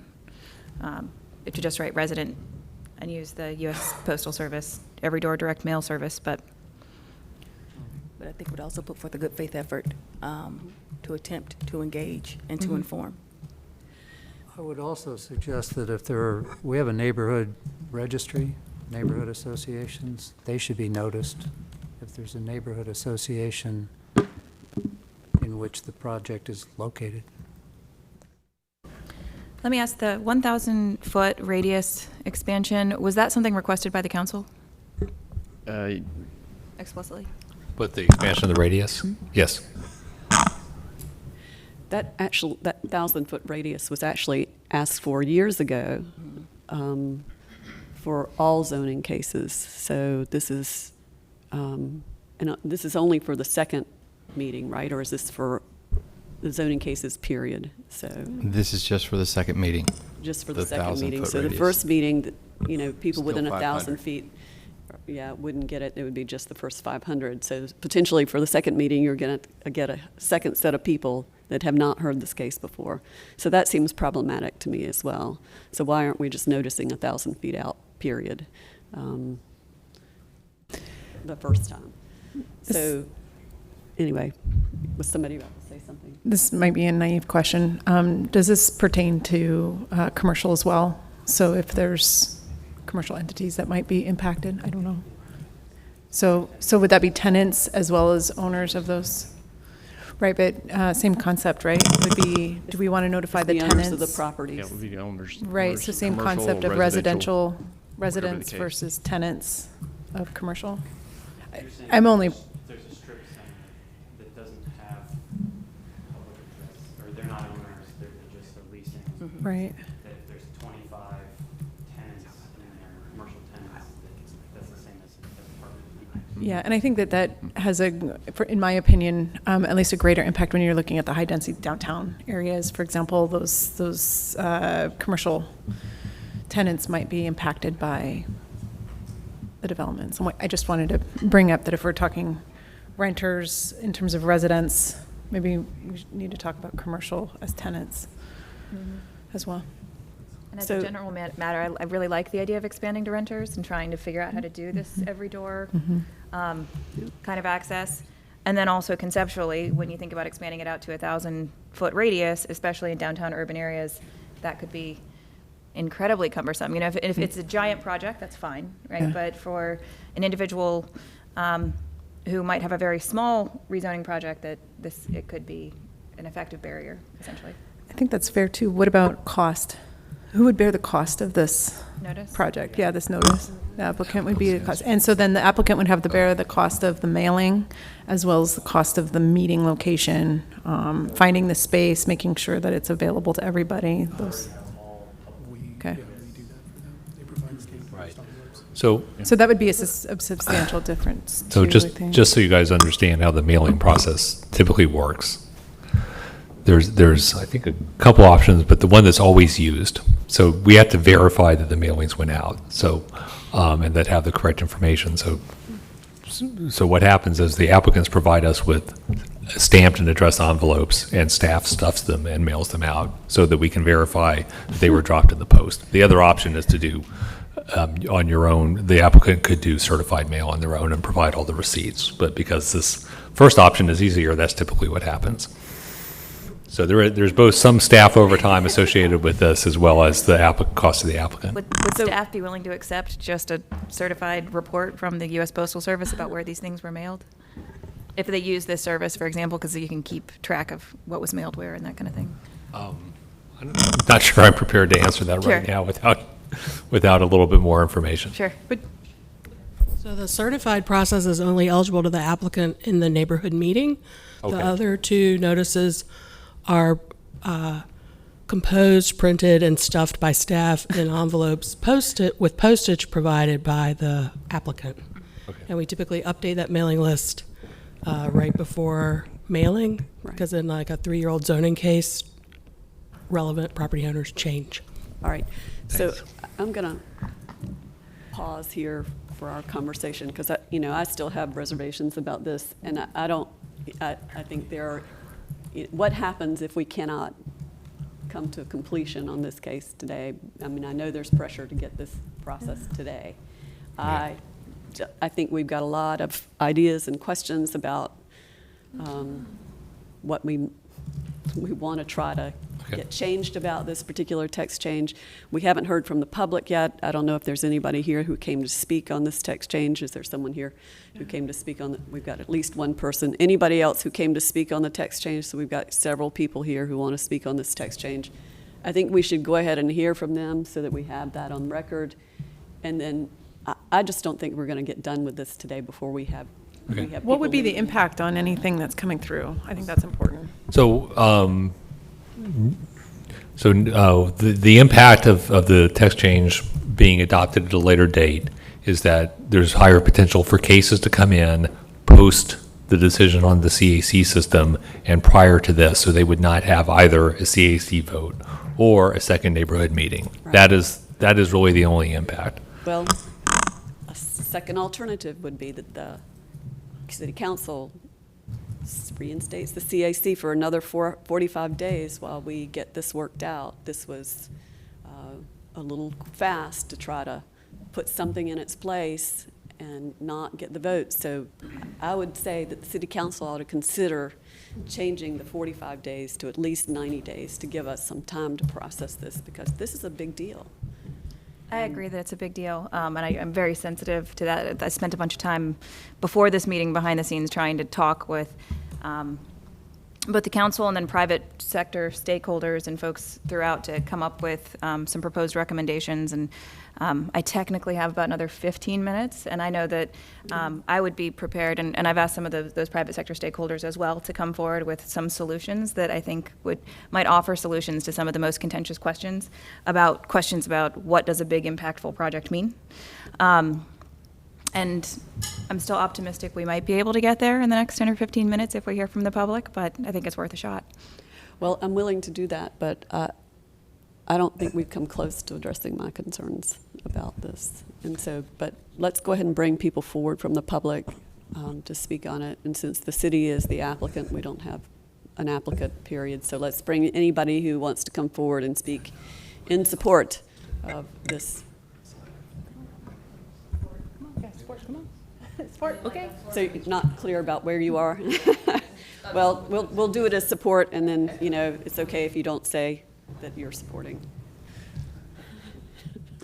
Good afternoon. It's been a long morning. Suzanne Harris, 5580 Centerview Drive in Raleigh. I work for the Home Builders Association.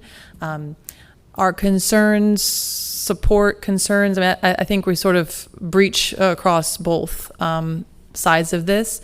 Obviously, our members have an interest in hearing from those in the immediate area that are going to be impacted by their projects. The earlier they know the concerns, the sooner they can address them. The interest is to get that information as early on in the process to have those conversations, and then to be able to move forward. One of the largest concerns is time. You always hear that, time is money. So any type of change that would lengthen the process, I would caution you against. Quite the contrary, my hope would be that this change would actually speed up the process.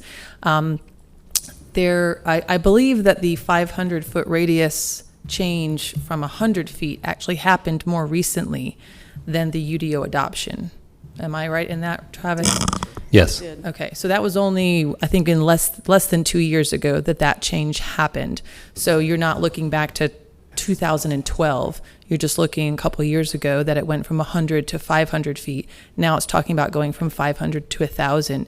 So that is, especially for smaller developers and smaller folks, at least on the residential side, that's a pretty significant change, and a cost to them that maybe would be different for a larger developer. But I just want you to be aware of that change. And then I echo some of the concerns that have been brought up at the table in terms of the applicant and the burden that it may place on the applicant.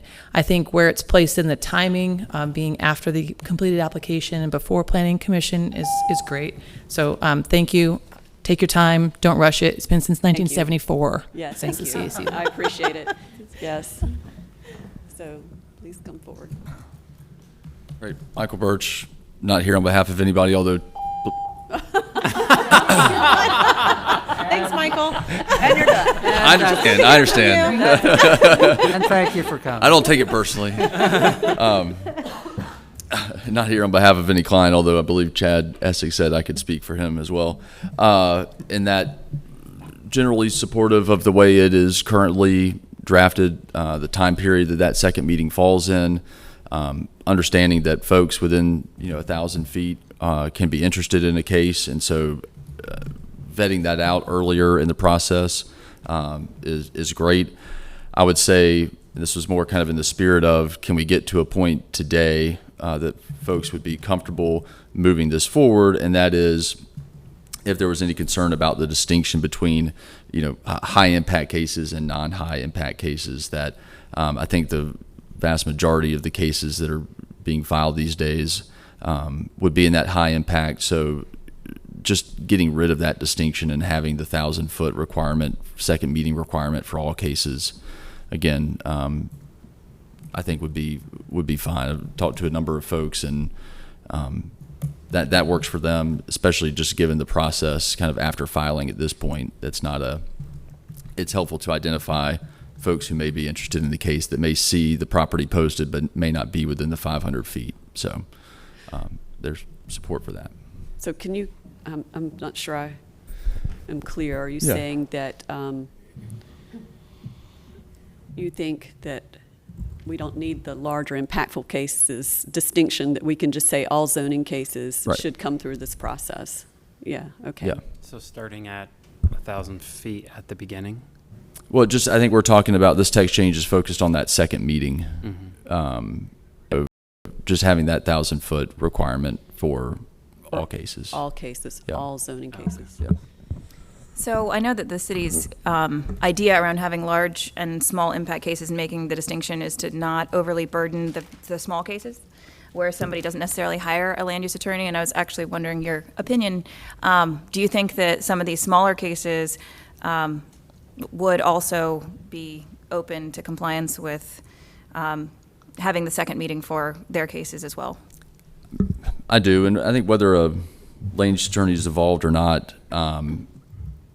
you see some folks who will bring in a small lot without a land use attorney trying to go to office, and then you'll also see applicants trying to go from R4 to R6 or R4 to R10, and those last two examples would not trigger the second meeting, but depending on the size of the property, that could be an impactful case, and they could have a land use attorney or an engineer or land planner. So I think that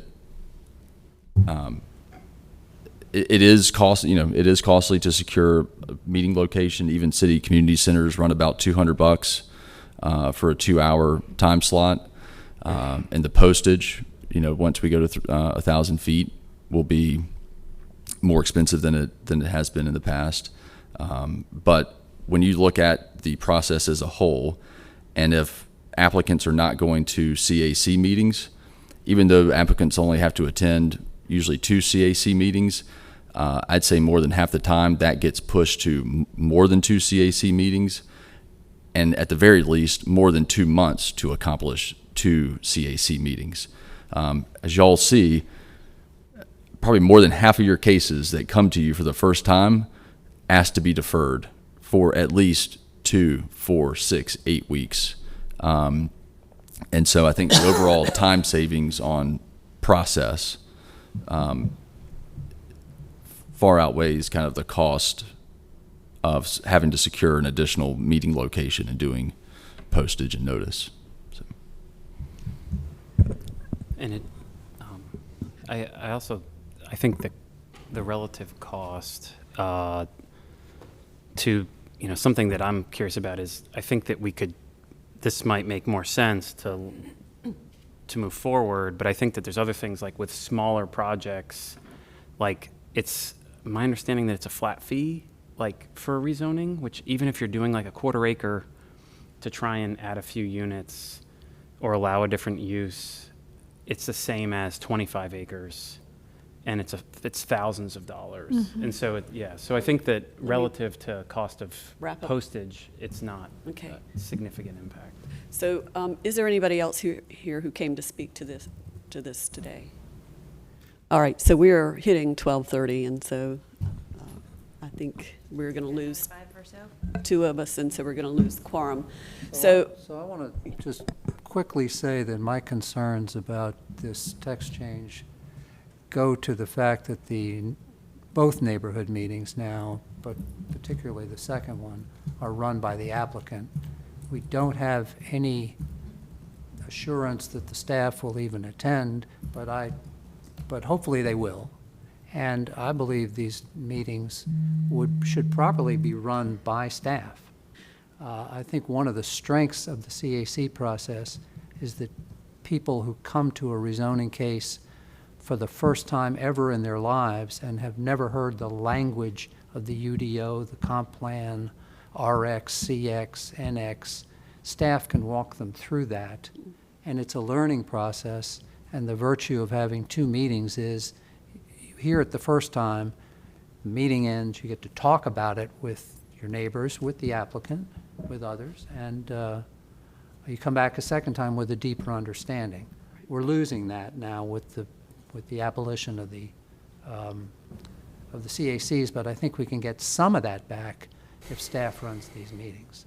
I think there's a danger with, you guys do a good job, but not every applicant is forthcoming with neighbors about what they intend or what it means or what the comp plan standards are that should be applied to judging a rezoning. So, and not all of them are competent to describe what the rezoning request is about and what the rules of the UDO are. And I'll just quickly say, because I'm trying to wrap us up and get us on before we lose quorum, because I have to go to. The lack of a staff member present and the lack of a vote are 2 things I have concerns about with this text change, and so I would like to see those incorporated as well. So I think we have a series of concerns here about, how, the 1,000 feet and whether it includes residents or just owners, that there's not going to be a staff member present, perhaps. That ought to happen. There ought to be a vote, in my opinion, that replaces the CAC vote. I appreciate Mr. Birch says that all zoning cases could go through this process, because that's what I believe too. I think those large and impactful zoning cases standards are a little broad. So at any rate, I think we have to table this for 2 weeks along with everything else that we haven't touched today, or should we consider a special meeting? Because we have done special meetings when we've been urged to get something accomplished. So we could perhaps do a special meeting next week and talk this out. It would have to be an evening for me. I appreciate that suggestion. Yeah, I think that's a compromise. Okay. When I was on the committee, the whole agenda We've got two inconsistent cases, and we just referred Another one. Well, maybe. No, we didn't. We didn't refer anything to the Yeah, we didn't committee end of the up. So whole. we've got two cases going there that we need to process. I didn't know Yeah. whether tacking on at the end of that meeting or at the beginning or whatever We put it at the made beginning, sense. We'll never get to the rezoning cases.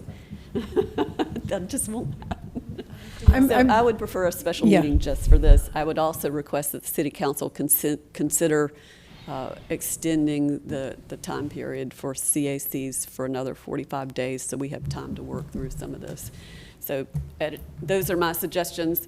What else do we need to accomplish today? We can work on, Travis, can you help us set up a special meeting?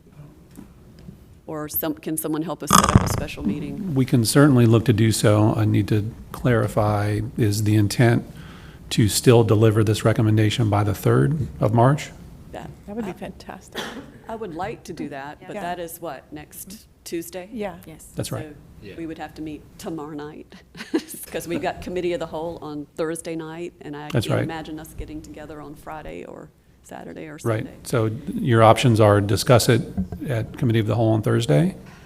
Okay. Or I'm willing to give committee have of it the on whole a Monday. try, but we've got two other cases in there, and I typically like to process out. I think that this the zoning particular cases one has first. some importance to us, and I think it's our obligation to, Yeah. as community representatives, to push this through. I think it's important that we commit to So that. could we meet tomorrow night? Or tonight?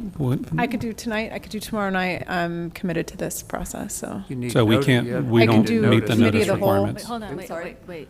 We don't meet the notice requirements. We're required to provide 48 hours notice. Okay, so we couldn't do it If you until- recess, can they recess and reconvene tonight? Yes. You can recess this meeting, reconvene tonight if that's when you want to have your special meeting.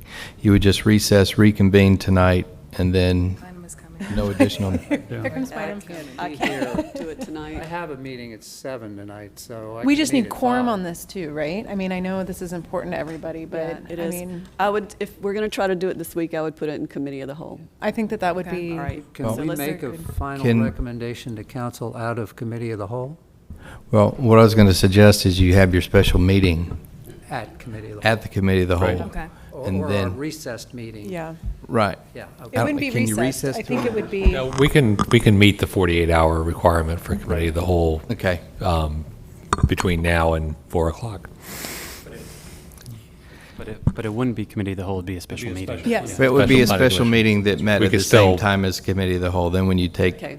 you So we're doing discuss double it, duty. you refer it out. Okay. Yeah. Right. All right, so let's take it up at committee of the whole and try to And get will it we have together quorum? there. And Can I We just need to verify have whether quorum. anybody, I Is this a unfortunately special can't be there meeting? Thursday. Could anybody do that, meet this today at 4 o'clock, what? for example? I could. cannot today. Okay. Yeah, Okay. it's just, I mean, I've All right. got to get to work. But it also gets back to the question of clarification, if we're going to have quorum for this special meeting in order to have We a need to have decision. quorum. Yeah. Right, well, I know we're we need supposed to have quorum on committee of the whole night, Yeah. right? No, I'm just saying, just making sure, because with Right. situations, So we just need want it at to be least clear. 6 people to even have Okay. committee of the Right, whole. but just and- for clarification, we're not referring it to the committee of the whole. You're, Right. The night you're, of. Yes. you're meeting at the same time as committee of the whole. I realize So we that, clear but that up. Special If there meeting. were at least No, 6 no. people coming. I appreciate it. For committee of the Gotcha. whole. Just wanted to be clear. Then there should Thanks. be at least 6 for the special meeting. So, anyway, Okay. what else do we need to accomplish today before you lose quorum? So as the special meeting, would that be open to the public as well? Yes, Okay, yes, thank you. they're all. Given the interest of time, we'll skip the planning director report, and Okay. Could we can we, provide a report in writing. Well, you had the report in writing. Gotcha. So- For the Thursday night, for the Thursday meeting, could we do it after the committee of the whole meeting? I've got a meeting in DC at like noon, so I might be able to make it back for a later meeting. That's why. I also attended the strategic planning committee via mobile. I don't know if that's. Oh, you can do that? I don't know. I'm asking. Can we do Yeah. via mobile? Yes. Yes? So what time do you think you'll be back, Blaney? If you Maybe could call if- in, though. Depending on, yeah, if I can call in, then that should be sufficient. Then you can listen. Yeah. Okay. You won't be counted as part of quorum, but you can listen and comment. Is that, Well, she could I can- participate I can participate or I electronically can't? and be considered a part of the quorum. Oh, really? Because Catherine told us that couldn't happen. I don't know of any restriction. for Yeah, that. so we've tried that before, and Catherine said no.